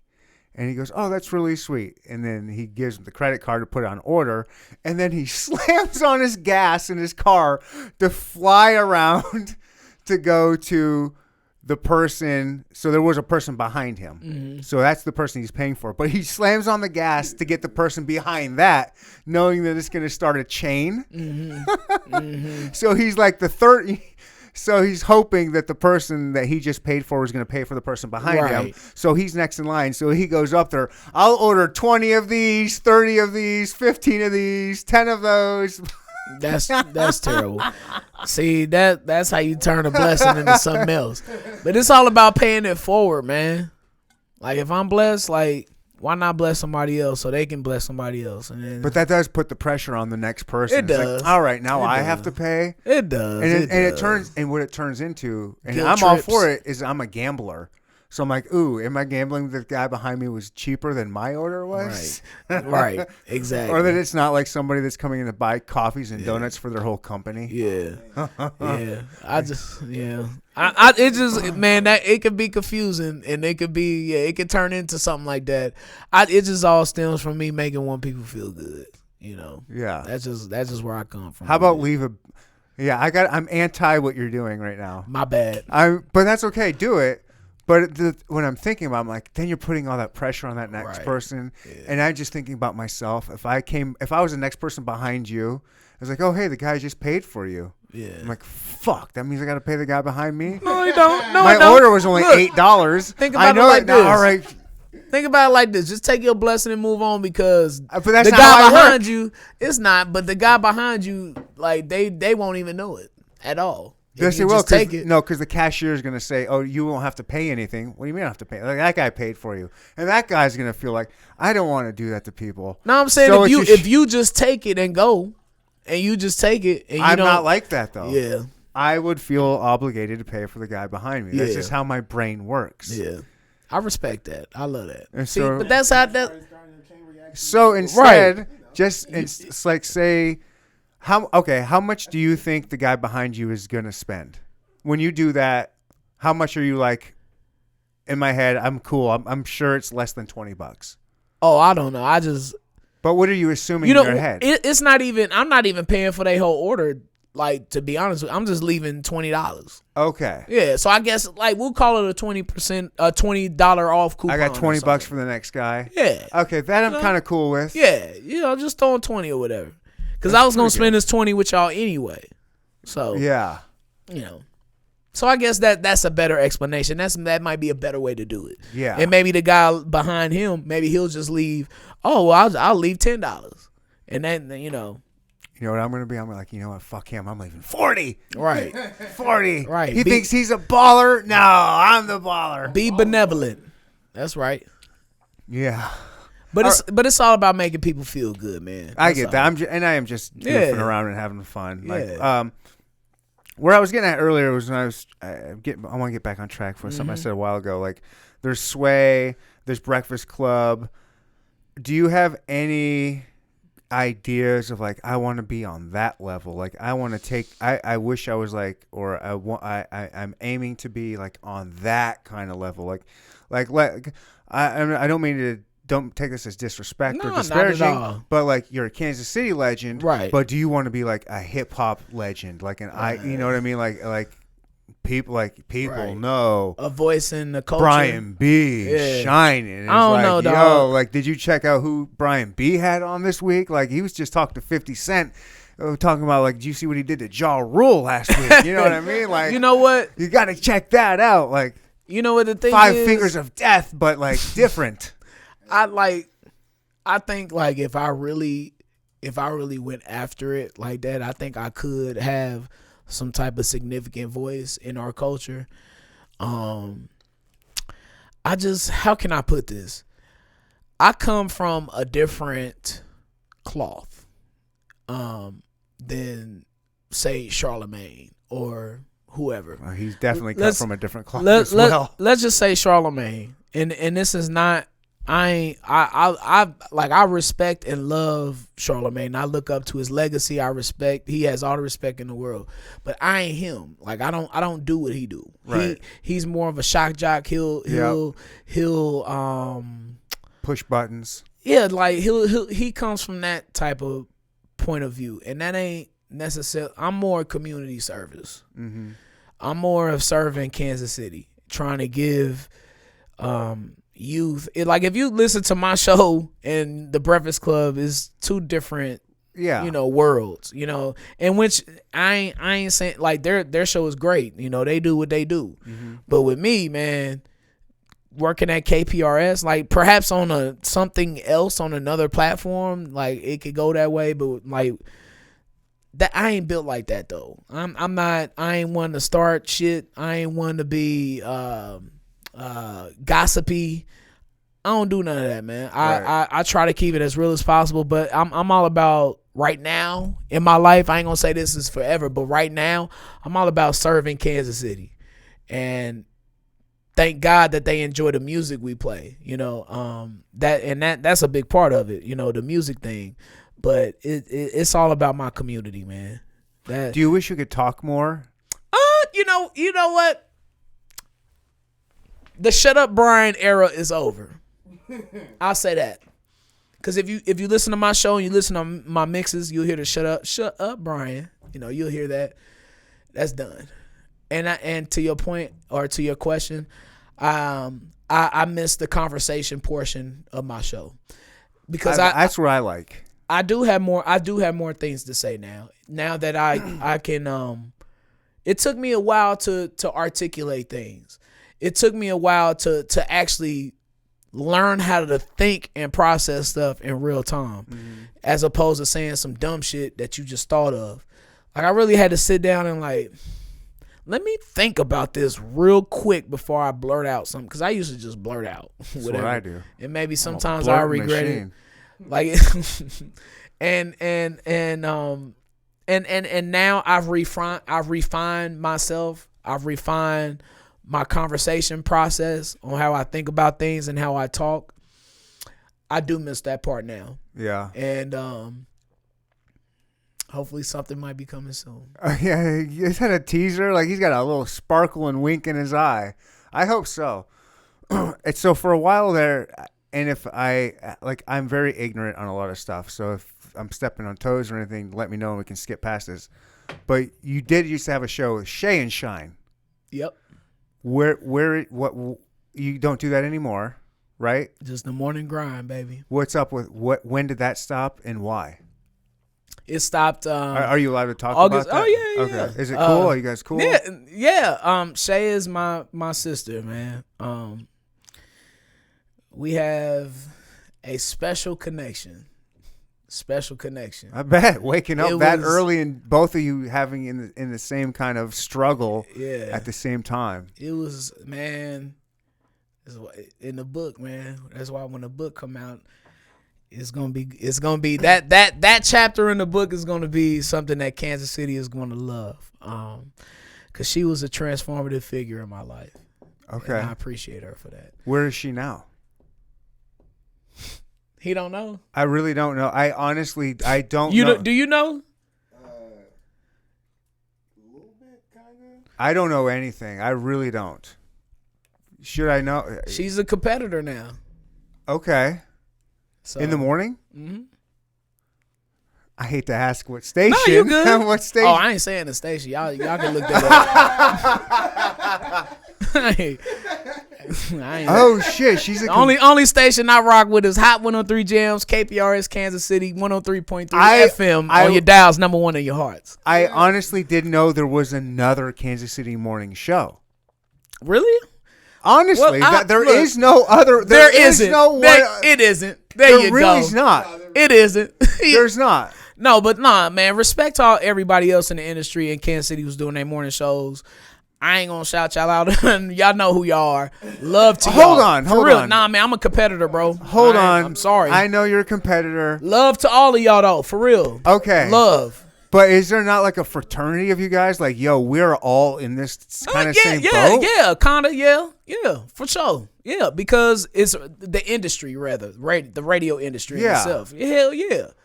Listen to me, though. They're going to. Just because you mention them doesn't mean they're going to go, you know what? I just listened to Brian B on Neanderthal podcast for a couple hours. But you know what? I'm going to go to the competitor. No, they're going to come see you, and they're all ready. Like you, they're not going to go over there. They're not going to switch. Oh, y'all can look them up. Well, I tell you about Vince McMahon earlier. You got your blinders on. That's right. I'm focused on the morning I'm grind. sorry. No, you good, man. I ask do what you want, apologize. bro. You ain't need to apologize. No, we good. We good. It's my look. It's your job to ask questions. It's my you know job. what? That's fine. I don't look at it as that. I'm just drinking with you, having a good fucking nah, time, baby, we asking good. questions I want to. We good. That just come to me. That's just and this is a side that people don't know about Brian. I am a fierce competitor. A little pettiness in you. I am a fierce competitor. Yeah. I got a little Virgo in me. I like that. All right. I like that. 8/18, baby. August 18th. Oh shit. I am. Birthday. That's your who birthday? That's my daughter's birthday. She wild, huh? Man. She a firecracker. Hey, she's a blessing. She gonna love you. She gonna love you like you've never been loved before, bro. If anybody's listening That's to the what show, I deliver. they know the liquor's hitting Charles because he's trying to get on mic. I deliver love. All right, nothing but You do, love. and it shows. Like I said, But I am a competitor. I want to win. So respect to everybody in the radio industry, but it's the I'm like morning grind on Hot 103 Jamz, I'm like that baby. too. I'm a competitor. I'm super competitive and petty. I'll start beef and then I won't start, but I'll end beef. Like I'll go for it. But also I'm like I'll shout out my competitors. Go ahead and listen to them. Guess who you're coming back to? Y'all know who the realest is. You They know do. What I'm saying? Y'all know who the realest is. I'm gonna give you good energy. I'm gonna give you motivation. I'm gonna give you the real. But I'm not gonna be salacious with my content. I'm not gonna. I'm gonna try to get a community what they want. Okay, and again, just a caveat. Whatever I say, you can just say kick rocks. Let's ask a different question, whatever. What was there what was the ending like? Was it like all professional? Did With it come the morning out of grind blue? with Shay and Shine? Yeah, like what happened? Oh, it was all professional, bro. Was it no love Shay, lost? Was she like, yo, I'm gonna be your competitor? Why would she do that? No, she What's the story? at the time she was missing her family a lot because she was in Kansas City and I believe her mother had caught COVID too, and so she had lost her father during her time in Kansas City. Where's she from? She's originally from Queens, but okay. But she moved to Atlanta, during her younger years in high school and stuff, and so she was missing her family a lot. So she wanted to go home with the family, and you can't do nothing but respect that. Oh, so she moved like wherever? She's like lives in a whole nother area? Now? Yeah. I'm not sure. You don't know where you guys work together and not now. We don't work together now. you guys aren't like Facebook or Instagram friends and kind of keep up on each other? Like you guys aren't? Are you guys not cool? No, we're good. Shay is my sister. You're good. I'm sure. Shay is my I'm not sister. saying you have beef and you're not. You can have. But are you guys? You guys don't seem cool if you don't even know where she's at. We're good, bro. Trust me, we're good. I just All right, you got your blinders on. I don't know what that means. blinders. I'll move it on. Hot 103 Jamz, the morning grind, baby. But let me say this about Shay, because Shay was, again, man, one of the most transformative figures in my life, professionally and personally. That's cool. Both. Love her to death for everything she's done to me. So thank you, Shay. Always love. What do you have in your future that you'd like to see in like next 5 to 7 type years? Like, do you struggle with the fact radio's different now? You know what I mean? Let's go. Let's get into it. You've got podcasts for one. You got Spotify, Apple Tunes, or Apple iTunes, like where I can curate my own music. It's not censored. I don't have to listen to a commercial every 7.5 minutes or whatever the hell it is. Like I don't need the radio. And when I'm in my car is the only time I might listen to it for a morning show. Right. That's the only time. I don't want to hear the music in between you. I want to just listen to you. But that's me. I'm different. But like, how do you struggle or deal with that? Because it's kind of dying, but also I think you're different because you do have the type morning show type thing, but radio's kind of like on its way out, or no? You know what I mean? I understand from the outside looking in. I understand why you would say that or think that. But radio been on this deathbed for years now. Like satellite radio came in, like, oh, radio's finna die. Like, okay. MP3s came in, like, oh, radio's finna die. Oh, okay. They talking about taking car stereos out. I'm like, oh, they're taking, whatever. The fact of the matter is that, and Charlamagne said this, just as many people listen to radio now as they did in the 90s. It's like almost the same amount. Yes. No way. Not for as long. Okay. But they're there. The audience is there. So radio now, people listen for 15 to 20 to 25 minutes. That's about a commute. Exactly, because you're in the car. This is like when you okay. We don't expect like no, that makes sense. You're not listening to Hot 103 Jamz when you working out, probably for the most part. You ain't listening to us when you trying to smash when you with your girl you trying to smash. Maybe the quiet storm is good for smashing, minus the commercials, but it's good for smashing. Shout out to Myron D for that. It is for real. Like he be throwing the jams in there. Nice. But to my point though, man, the time that you listen to radio is when you're going to work or when you're in the car. Mm-hmm. That's the time. So yes, just as many people listen, just not as long. So I think radio has its place. Now, I'm gonna be real with you, dog. Y'all get a little piece of me on the morning grind. Our 20 minutes, whatever time we leave to go from our house to work. Even if you listen to the whole show every single day for the past 8 years, yeah, you get a little piece of Brian. You're doing a lot of stuff that's not straight Brian. You're just the person that's talking about the stuff. The news, birthdays, the shout-outs, the interviews. I'm going to say that like everything I do is authentic and it comes from the heart. And I ain't saying I ain't faking for nobody. Like you getting Brian Brooks and you getting Brian B Shynin. Like, but I'm like Brian Brooks at the end of the day is who you going to get. That's my base. I got ethics, I got morals, I believe in God. I like to cuss. Like you're gonna get all of that in one. He likes Madden. I am a human, exactly. Chiefs, Madden, music, mixes, Kobe. All of that in one, dog. Like anti-violence, community, Kansas City, Negro Leagues Baseball Museum, anything Kansas City, dog. Like you get all of that in one, but you get a little piece of that. Mm-hmm. Y'all don't know. And the older I get, the more I yearn for people to know who Brian Brooks is. Because I want y'all, I really do. I would like, and there's a lot of people who know me, but I really keep to myself, dog. It's a lot of things that I don't say or I don't do publicly. But with that being said, one day soon, I mean now I feel like I'm ready now to really not expose, but really talk real about what I feel passionate about.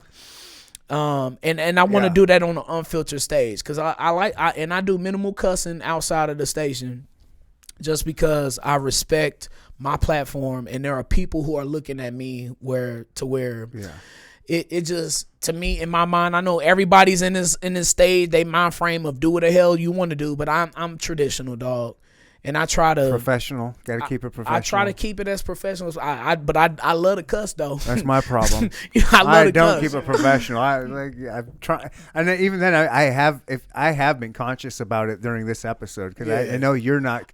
Man, we. So good. I'm trying not to cuss as much, but it's still like I love cussing. I'm like, yeah, fuck. I love cussing, dog. I do. But to your point though, man, like. I feel like I've been holding in for so long, and I have.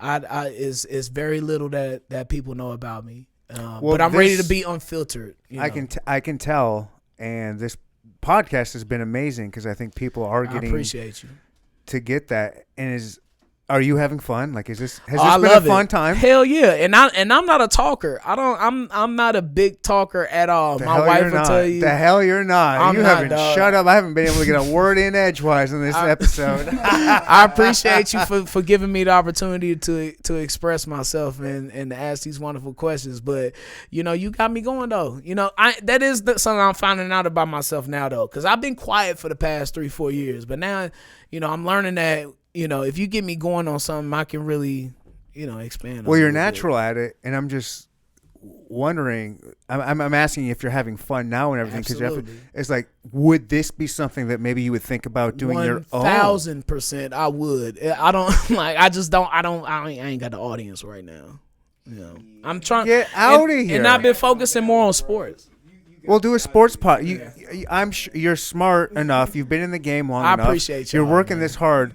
You don't think that you could do like just once a week, a Saturday or Sunday yeah, I with Brian could. B. I need a team, and we finna make a team. Let's cause I would love to do like I guess the Brian B Shynin experience or something like that. Cause I don't know.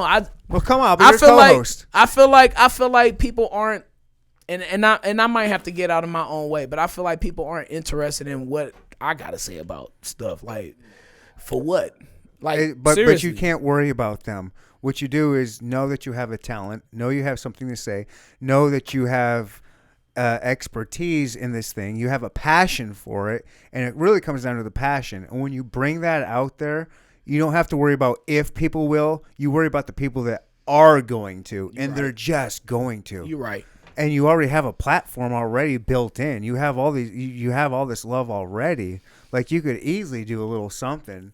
I would love to, man. And just do what you want. Like Man, I just want to do a Chiefs Saturday show, and that's all I want to talk about. Man, look. You'll find something. Let me tell you, dude. I would 1,000% get off air and do I'm not saying do that. Do podcasting. both. Do both. I mean, yeah, I can do both, but I'm just telling you where I'm at with it. Like I'm ready, but the bread got to be right for me.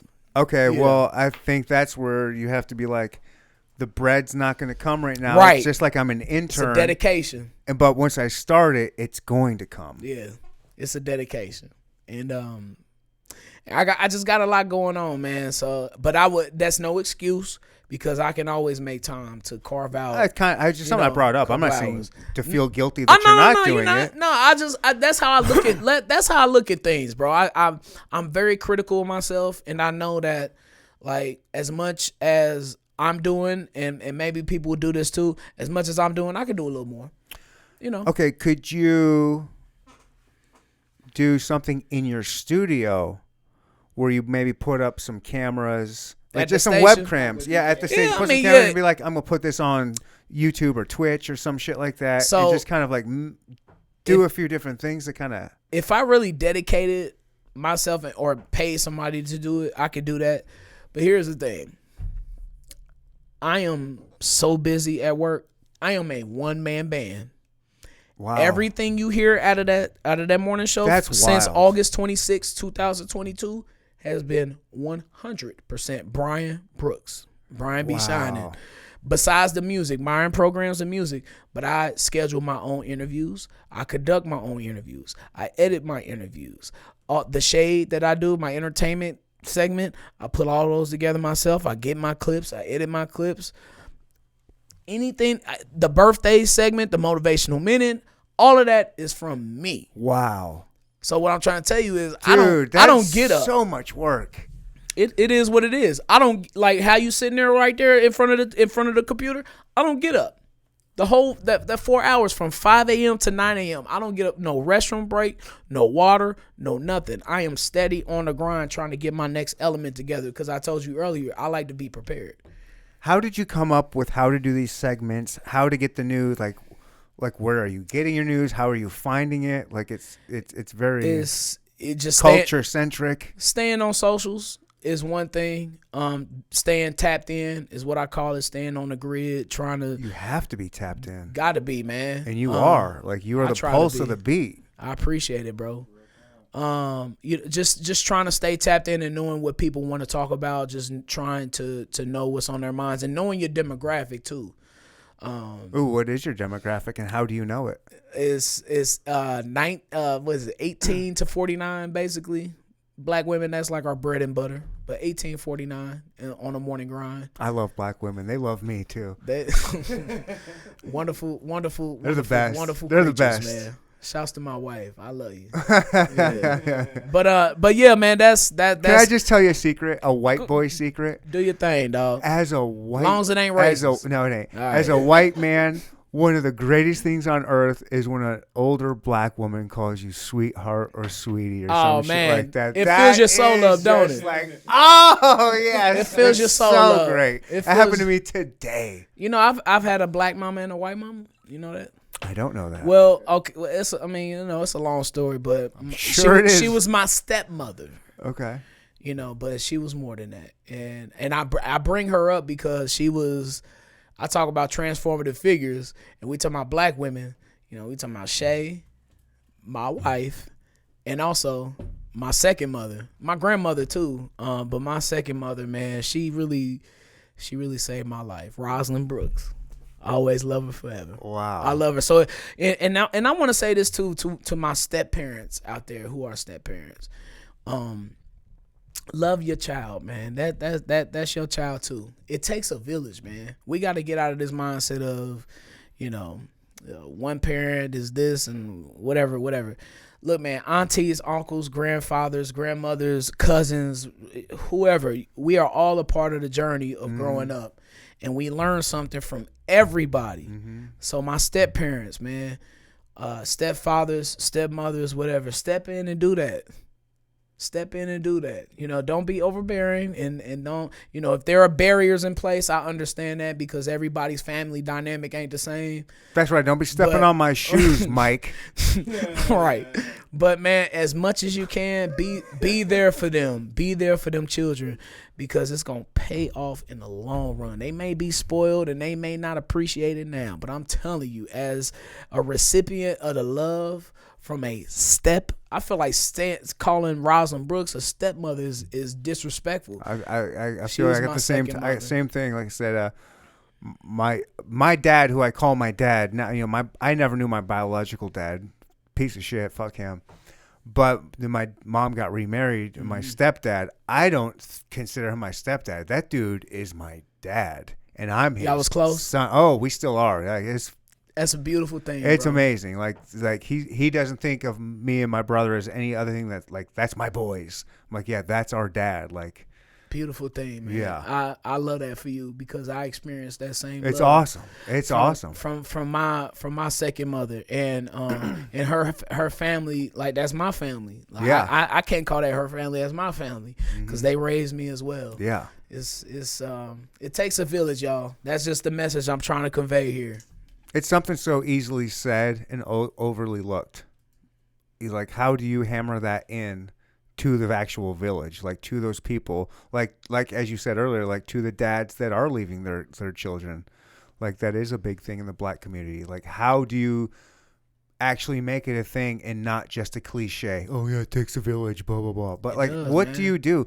Like, when you were mentioning that earlier, it was like maybe that is the thing behind gun violence. It's not the guns, it is the people. And like, if there is a way we can get dads I definitely to think be access fathers, to guns like, is how- an issue. Sure, but if you get at the heart of it, which is not necessarily, but like having those role models, Yeah, and those figures, like how for do sure. how do you get the dads to stop Look, being pieces of and shit? and I don't and look, this isn't singular to the black community either. This is Well, I'm all white as across, fuck, and my dad yeah, left me. This You know is what I mean? This is across everybody. Yeah. So look, man, this is why I coach. That's the number one reason why. Is so these kids can see some type of positive, figure. something positive, dog. These kids sometimes they don't see anything but what's in their world. And what's in their world, you ask. A lot of bad things, stuff. man. Yeah. Like, let's socioeconomically, we can, like, we dealing with some of the worst of the worst, and some of the worst zip codes. And I Green feel zone. like it's my job, a part of my duty, as being a native Kansas Citian, and as being somebody who works at Hot 103 Jamz, which is a community based radio station that we always put community first. And more importantly than all of that is that my daddy did that. All right, my daddy was a father to so many other young men. The friends that I had, I didn't have very many, but you had that role model. man, look, man, my pops was like that for so many young boys. Nice. And my daddy stood up for whatever he said. He was no liar in that regard when it came to these young men. And I remember I almost got into a fight with a couple of young men when they was talking back to my pop. I'm like, how the fuck you talking back to my pops? I can't even do that. I'm like, what? You know, so but my pops did that, man. He was an example, and he tried to be a father to these other kids that didn't have fathers. That's what we're getting at. It's about so a father important. figure. And that's why I coach, bro. That's why I gotta be there for my boys. You're a good dude. You're just I a be there good for my boys, man. dude. Shout out to my KC Seminoles. You're But just a good dude, a good human being. I appreciate Wow. you. I feel like I'm just playing my part. And if we all play our part, So many people aren't playing their parts. if we all play our part, dog, we good. Everybody will benefit. Okay, easier said than done. I How do you know. get those people to play their part? That's By the trying to thing. motivate, man. By Yeah. trying to give them a reason. We got to give them a reason. We got to make them. Dude. We got to give them foresight. We got to make them see beyond what they're looking at right now. Because so many people right now are seeing just despair. It's despair, despair, despair. I see no light at the end of the tunnel. But I feel like, man, maybe Brian B Shynin can be that little light at the end of the tunnel that can give you another breath to breathe. That can make you crawl just 1 inch closer. Do you think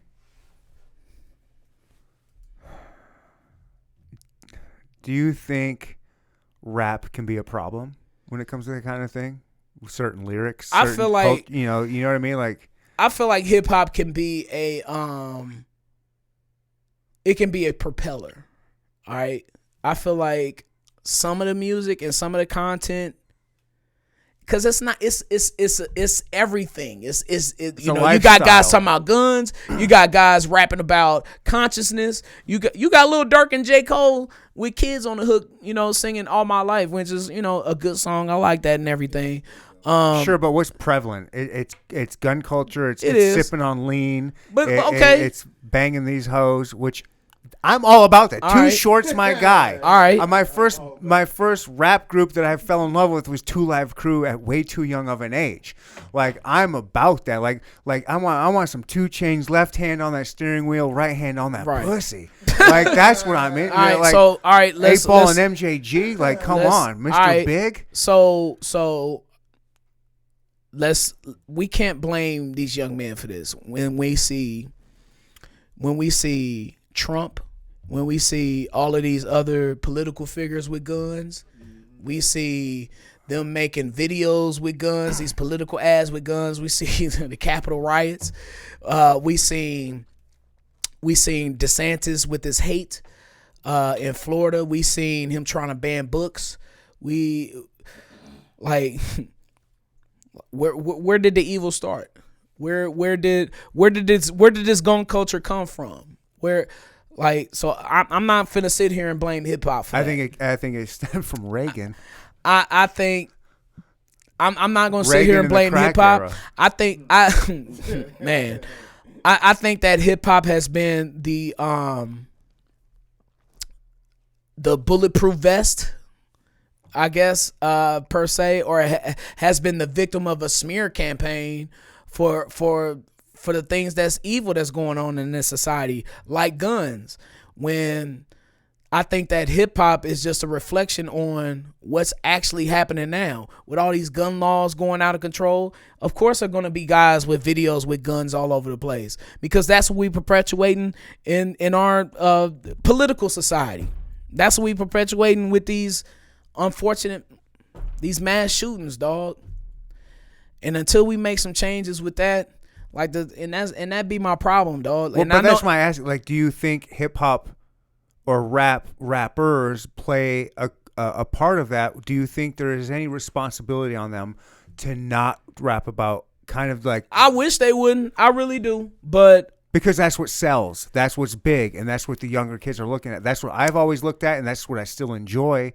Like, I think this is a multi-layered, because we do. you got Hip hop does. got fucking drill rap taking off. You know what drill rap is? Hip hop does Dude. have some responsibility, but who are the people in charge though? Jews. Who the people? I'm just kidding. I'm just I kidding. ain't saying that. I'm just kidding, guys. But I'm saying, man, I'm just saying, I don't care what color or what religion or what race you are. if you have a certain ethic or moral standard, and I'm not singling nobody out, I'm just talking about anybody right now. If you have, as a person, you have a ethic and moral standard, if you do, and money don't come above that, there's certain things I ain't gonna allow on my label. And this has been a part of my disconnect with music the past several years, to be honest with you. Okay. Remember we started talking about that? Is the content. That was because off mic. I know, and this is a part of me growing up, I know that to be a certain type of DJ and to be hot, you gotta you gotta play that game a little bit. You know, you gotta talk about guns. You gotta play that music. You gotta play that music, dog. If you at Bridgers and you don't play no 42 Doug, you don't play no ESTG, you don't play no D-Walk, no Sleazy World Go, you don't play no NBA Youngboy, you're not gonna be a good DJ in that crowd. Mm-hmm. So in order to be in that, to me, this is just Brian and my standard. In order to be the best DJ wherever I'm at, I need to be able to perform to that standard and to that level that they like. You got to cater to them. And fam, you do. And I wasn't with the bang bang shoot 'em up music. That's been prevalent the past 4 or 5 years. That's been growing. And look, I'm not trying to talk down on nobody who participates in that, who likes it, who listens to it. I'm not talking down. Enjoy that. Because at the end of the day, it's entertainment. And this is another thing with me with being in this industry, is that at the end of the day, none of this shit means shit. Yeah. As far as the music in the industry, it don't mean nothing, bro. It means nothing. What do you mean? It's you. You gain money, okay, but at the end of the day, what are you really gaining from that spiritually? What you gaining? Okay. What am I doing in my quest, in my personal quest to help Kansas City? What is that doing for me? It ain't doing nothing for me. It might be do something for somebody else, and that's fine for them. And like I said, enjoy that. But as far as where I was, and for me trying to be an example for these young kids, and for me trying to be the best Brian that I could be on the morning grind, I had to make a decision, you know. And I'm not saying that I still don't play some of those records, cause I do, like in my own personal space or when I'm DJing on my own, because they're hot, and I'm still a child of hip hop.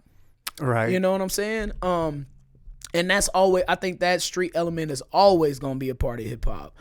But where I was, man, I can't do it like how Street King or how Rocky Montana or Swig. I can't do it how they do it, man.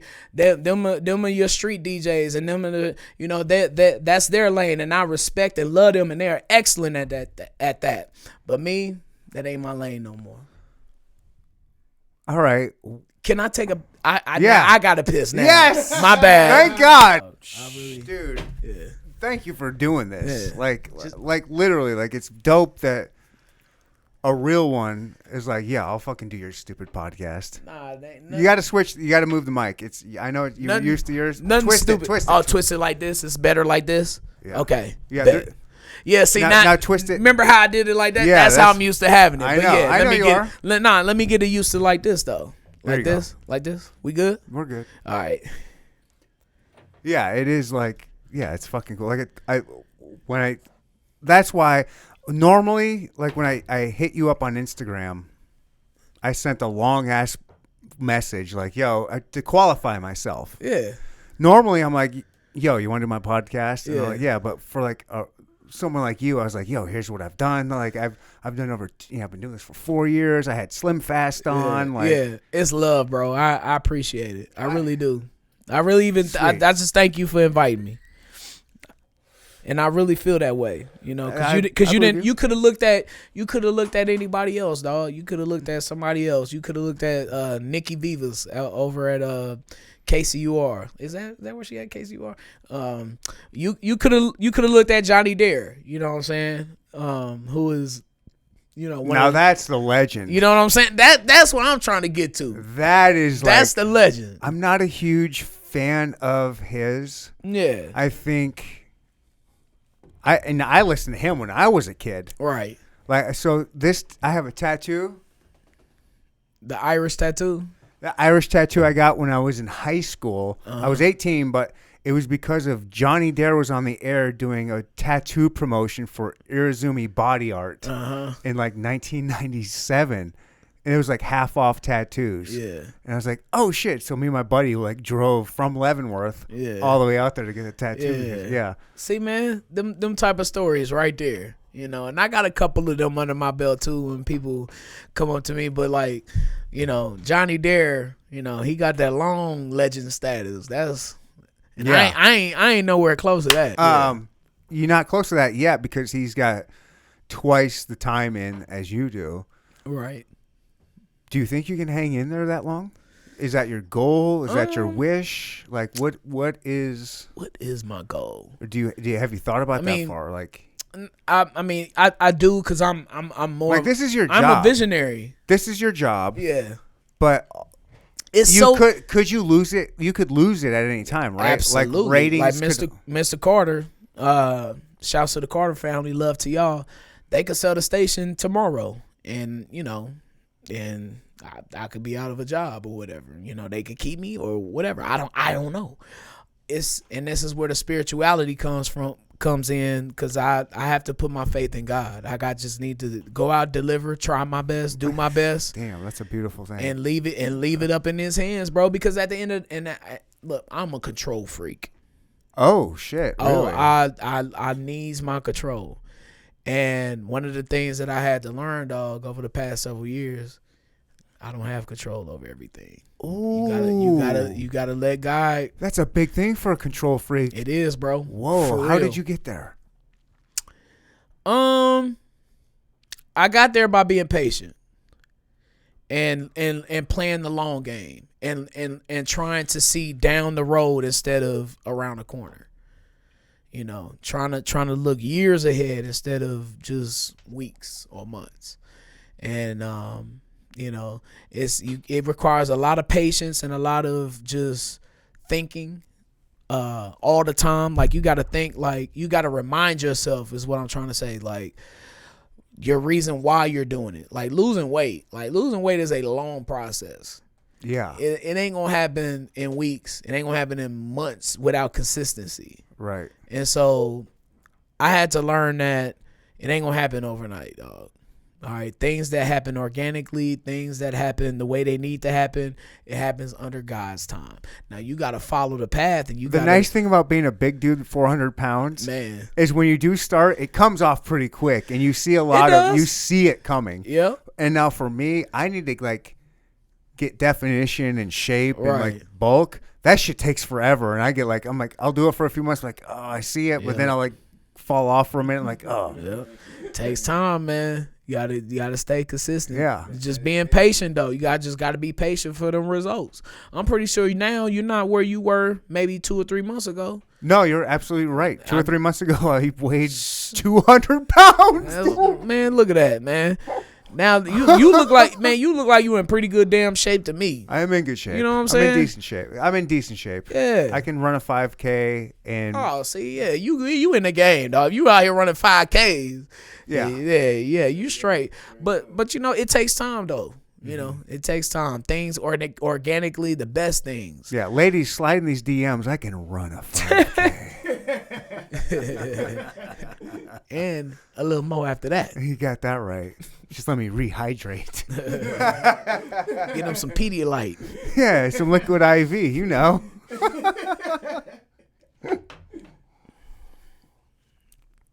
Yeah, where were we at?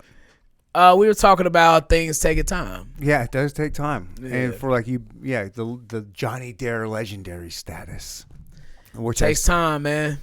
Trying to get there, man. Shouts to Johnny Dare. He's the man. Do you have, I know you're super competitive, but do you have friends in the music or in the radio industry that you're like your counterparts and like Harrison?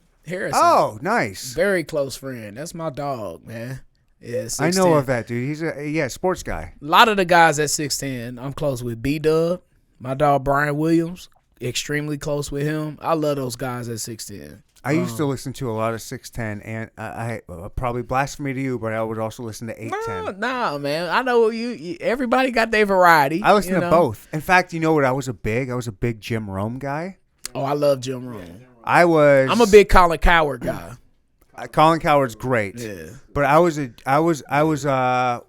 did we call it? What was the Rome fans? What were we called? I forgot. Oh shit! But I was a Rome. Schnucks or something like that. No. It doesn't matter. I was a big Rome fan. Mm-hmm. Like he did these tour stops. Were you at the Kansas City? Yep, he came here a couple times. The big Kansas City tour stop, like the big one, the first one.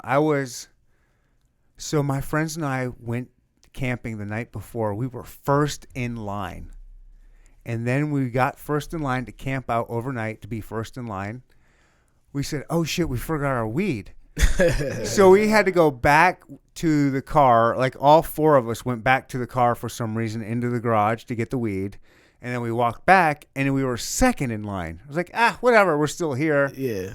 Great night. I ended up on Jim Rome's webpage. Some Topeka newspaper wrote an article about me. Like that night was so wild. We were playing. People brought ping pong tables out there. We played football, like street football. Yeah. I did an out route and ran into a cement planter and got all fucked up. And that's how I made like fame. Like I went on like a couple newspapers for that. Yeah. But the day of the next morning, the people that were first in line got like an interview. They got a big screen TV. And we're like, no, that was supposed to be us, but we forgot our weed. Damn. It was worth it though, probably, right? Everything was worth it. The weed was worth it, sure. Everything was worth it. See? But the Jim Rome tour stop experience was great. I don't remember what year it was, but we were front stage center. Mm-hmm. I met George Brett, got his autograph. Met Buck O'Neill, got his autograph. Man, that's special right there. Got the front row. I can't remember who the Chiefs were, but the Chiefs lineman came out. Derek Thomas. It might have been Derek Thomas. DT? So this was the late 90s? Yeah. Okay, all right. He had a giant like gold ass watch. Yeah. A chain. It was a chain, and he came out to like shake our hands because he was on stage feeling it, and it fell off. It fell off and landed on the floor right by my foot. He thought I was going to steal it. This giant baseball glove sized hand strangles my fucking shoulder. It's like, give me that fucking back. I was like, dude, DT. I was like, I'm not taking it from you. He was grabbing you like you was John Elway? Yes, like I'm not stealing from you, dude. Like, yeah, here it is. Yeah. You know what? It just hit me, bro. I never finished the story on how I got my name. Okay, go on. It didn't. I don't know why that just hit me. Bro, ain't it? We'd have had like 15,000 other stories. People are going to hate this episode. We're all over the place, right. But it's great. So, yeah, intern in 2006. Tony G. Tony G, exactly. Yeah, because Tony Gonzalez. You went to that. So you can't blame. You can't. You remember Tony G, right? Yeah, Tony. That's fine, but you can't blame me. No, I don't. Come on. You from Michigan, bro. You good. I'm from Michigan. You got the Chiefs tattoo. You're a tattoo guy. I'm like Tony G. Yeah, everybody knows Tony Gonzalez, the vegetarian tight end. Nah, man, Tony G. So we were at like a ratings party, and in my night because I went into the Big Papa Penguin thing. Remember? Right, so, yeah. I couldn't bring that to KPRS. BPP. Yeah, exactly. So So I was like, I'm gonna just switch it up to Brian Shine. I was like, it ain't quite curl all the way, it ain't click. And then Tony, we were sitting there at the ratings party. He was like, Brian Shine. He was like, what's your middle name? What does it start with? I was like, an A. He was like, man, that ain't gonna work. Yeah. He's like, what's your last name? I said, Brooks. He sat there. I swear to God, this is what happened in my brain as this happened. He said, he pointed up in the air. He said, Brian B Shynin. And the clouds parted. The sun came out. It was one of those. Whoa. It was one of those. I was like, that's it. Brian B Shynin. It clicked. The first time it came out of Tony G's mouth, it clicked just like that. And I went home immediately after that ratings party, started trying to make logos and trying to figure out how I'm going to spell it and do all this other, practicing my signature and all this other stuff. Wow. Yeah, he did. Tony G. And that was in June of 2006. But you helped out too. Yeah, I mean, It's you a know, I had collab. the base. And I'm going to be honest with you. At the time, a guy who I really looked up to, and if you was in Kansas City at the time, Kenny Diamonds, he was like my mentor at the time. He was a guy who I really wanted to latch on to and I take want a after. mentor so bad. I've mentioned so many times. I will do anything for a mentor. Yeah. I'm looking for one. Brian B., I'm looking at you. Nah, man. You got it. Look, your setup is official. You on your road to greatness right here, dog.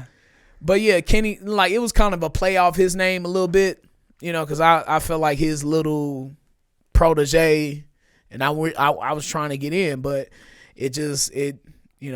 it clicked, man. It did. It really did, man. And I'm glad to hear that. I just saw Tony G, probably about 3 weeks ago or so. I was doing a graduation party for my dog Logan, and I love Tony G for that. I want to give him his flowers and make sure that the next generation or the current generation knows about him, because he was a very important figure in Kansas City in the 90s and the 2000s and early 2010s. What's he doing now?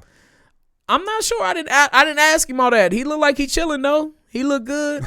Shoot. Shouts to Tony, man. Well, Love you, dog. I'm very curious.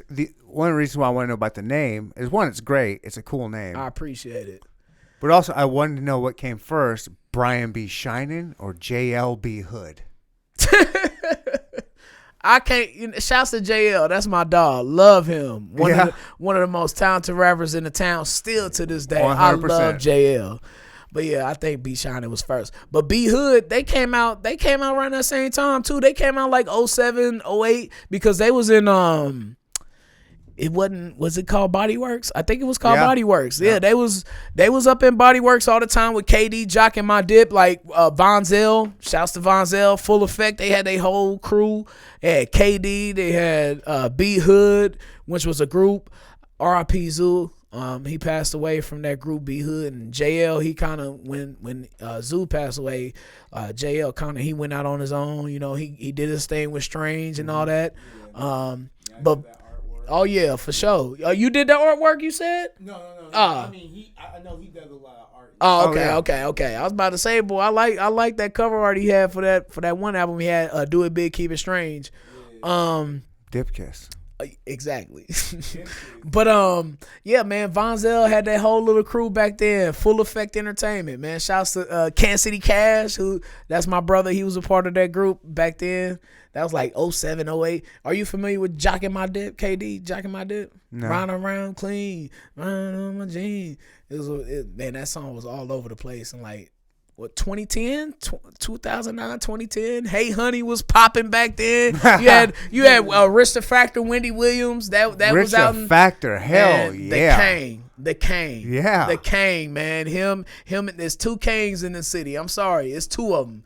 It's Tech and Rich. Both of them are kings in their own rights. We all kings, but when it comes to hip hop in KC, Tech, of course, he got the mainstream, and he got that popping. But on the underground, the soul of Kansas City, Rich the Factor, Tech the Paseo. Yeah. You're not gonna get a whole lot of arguments there. Shouldn't. The popper comes up. Oh hell yeah, the pop, man. Look, we all play our part, man. The popper, Ron. We can go on and on. The popper, Ron, like Landmark Real Entertainment. Absolute Real Adilla. He does his thing with his show. DJ Fresh. Please, let's give him his flowers. The godfather of hip hop in Kansas City, in my humble opinion. DJ Fresh. We just had this this conversation with Sean Edwards and Don Juan as we celebrate. Sean Edwards? Yeah, from Fox 4. I had him on the on the podcast. It's my dog. Yeah. Sean is very knowledgeable in a Let lot me tell of you, things. I remember him. Sean Edwards, by far, just the epitome of cool. The coolest motherfucker in Kansas City, bar none. There is nobody cooler than Sean Edwards in Kansas City. His essence, I would put Mr. Bob Kendrick above him, but he up there though. No. It's probably because you're cool with him and friends with him, but Sean Edwards is just oozes coolness. Man, like look. that's the coolest dude in Kansas. He's too big for KC. What did Stuart Scott say? Cooler than the other side of the Cooler than the pillow. other side of the pillow. That's right. Yeah. Shouts to Shine, man. Very, very good dude, man. But we had this conversation with hip hop, growing up hip hop in KC. Black Thoug's his guy. You said Black Thought? You talking about From the Roots? That was Sean Edwards' guy. Oh yeah. Man, he very, very, very knowledgeable dude about the movies and music, man. Yep. Shouts to Shine. Wow. Do you love Kansas City music? Do you listen to? Hell yeah. Do you listen to what when you're listening? I know earlier you said you're not super into music anymore because you're I'm kind of getting burned into out. it. I'm loving. I'm falling back in love with it. I was for a moment, and I just wasn't DJing. I just wasn't paying attention to music at all. I need to get my life in order. I had to get my spirit right. I had to figure out what I was going to do for the next several years. Nah, do your thing. That's what I wanted to ask. I know I'm taking so much of your time. But It's probably KC your damn music bedtime. KC is music's great. But when we were talking about like responsibility hip hop and the culture and the message that it sends out there, why do you think there's a space, or do you think it's kind of laughed at with like Christian hip hop? Because there's some cold Christian hip hop rappers out there, like Lecrae. Yeah. Like he's probably the top of it, but like, It's definitely a space for it. It's just how do you get it out how do we there get the masses to listen to it without calling it Christian hip hop? without calling it without labeling it. You know what I'm But you waiting have for? to. But are they the ones labeling it and ruining themselves? Should they just call it hip hop? Nah, I think the consumers And all who's the white consumers guy? just label. NF. NF's cold. I'm gonna say this. I'm look. I don't know how y'all are with y'all God and y'all spirituality. God knows me. He knows his son. He knows I like to cuss. And so I don't think cussing's bad. when I talk to God, sometimes I cuss. I don't cuss at him. I'm not disrespectful. Right. I'm like, why am I going through this shit right now, dog? Like, I talk to God like he my homeboy. I really do. And he responds in his own way. And that comes from me reading the universe and trying to be in tune with my spirit. Because God will talk to you in certain ways. He ain't gonna talk to you in words, but he'll send you a sign in certain ways. You just have to pay attention. But with that being said, I'm waiting for the first Christian rapper to come out and cuss. I need a cussing Christian rapper. He wouldn't be a Christian rapper then. Well, how come he wouldn't? Yeah, why wouldn't he? Because Well, no, why not? I mean, you don't go to church. You know, there was a dude, pastor cussing. but I cuss to God. yeah, I like that. There was a dude I used to mess with Christian hip hop for a while. I understand what you're saying, though. I ain't trying to discount what you're saying. I get it. No, I'm Yeah. But that's what's wrong with with that world. Man, is there's look. too much judgment, human judgment, where they're judging on what you're saying. But you shouldn't be worried about another human judging you. You're supposed to be having your peace with God, and if you're cool with cussing and okay with it, it should be okay. We are living in a society where ain't no rules. What's a rule? There's no boundaries. You do what you want to do creatively speaking. Right. Is what I'm saying. And so I don't know. It would grab my attention. No, you're right. If NF or Lecrae You know what I'm saying? came out dropping some, How long would that last though with Lecrae though, who's the only gram? Yeah. It wouldn't be with them. Yeah, I don't think it would have to be somebody but then new. you get the thing like, It had to be so somebody I've heard new. like the Christian rappers are like, oh, Lecrae's trying to go mainstream because he did. Who did he do one with? He did like a mainstream rapper, like a collab with. I'm not sure. It was a while ago, but it was like, it was like somebody, like Kendrick or somebody. It would have to be somebody new, dog. And then the other guys would then slowly like then you'll hear Andy Menino. you'll hear Kirk Menino. Franklin in 2026, talking about fuck these, motherfuckers out here. Like, you know what I'm saying? Just he might sprinkle in it a little bit. Like, I'm tired of not being, I'm tired of these old rules. People want new rules now. People just doing what the hell they want to do. I can see that happening. Brian B, life's fucking weird, man. Man, look, life is about learning. I'm learning to deconstruct life too. I am, because I come from a thought of I am a very organized, I like things structured, and Well, type A. That's me, type A. I think so. I'm very extremely if there's no structure, I'm lost. Yeah. And so I'm learning that life ain't about structure at all. It is, but it's not. It's about structure and discipline within your methodology of doing things, but life itself ain't no structure. It's whatever happens, and you got to deal with it, and you got to learn. And that's one thing I want to impart to people too, is that we said this earlier. Your parents don't have it all the way figured out. Growing up, I thought they did. Yeah, I did too, and I should have been smarter. My mom was 18 when she had me. She was a child. A child, man. What the fuck are you doing with me, Mom? A child. Mom, what are you doing with me? A child. Me? But you should have waited. But she was strong, and yeah. she survived.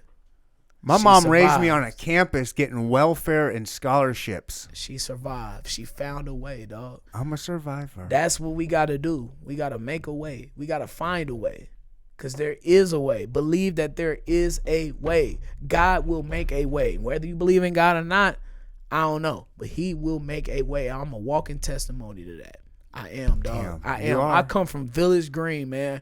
I ain't at the scrape of the bottom, but I'm near the bottom, dog. We was one paycheck away from, from being homeless. From like every paycheck to paycheck is real, dog. I know it is. That's my life. And so, yeah, we can all attest to that. We all got our struggles, and my struggle ain't no better than nobody else's. You saw the house you pulled up in. Oh man, get up out of here with that. I got a DJ, man. So whatever struggle that you're going through right now, whatever it is, please believe in yourself and believe that God will make a way for you. He will. That's real. Brian B., I can't think of a better way to end on that. Is there anything you'd like to say to people? What you would is there anything you'd like to promote or say or anything right now? Man, I'm just one thing that I want to say is that I'm just so appreciative of all the love and support I get. Nice. No matter if you tune into my show for 5 minutes, if you've ever heard any of my commercials, if you ever liked any posts I had, love any posts I had, if I DJ'd your party, DJ'd your graduation, if I shouted you out on air, whatever interaction that we've had, just know that my love and energy was sincere, and my purpose is for the betterment and greater good of Kansas City and mankind. Damn, that's beautiful. Brian B., Hot 103 Jamz. If there's just one thing I gotta say, I ain't dissing Brian B. or Shay, but the program director is full of hella hate and shit. That's all I gotta say. What up, gangster? Bye. Leave me the fuck alone. Neanderthal, hardest podcast in the world, you stupid ass bitch.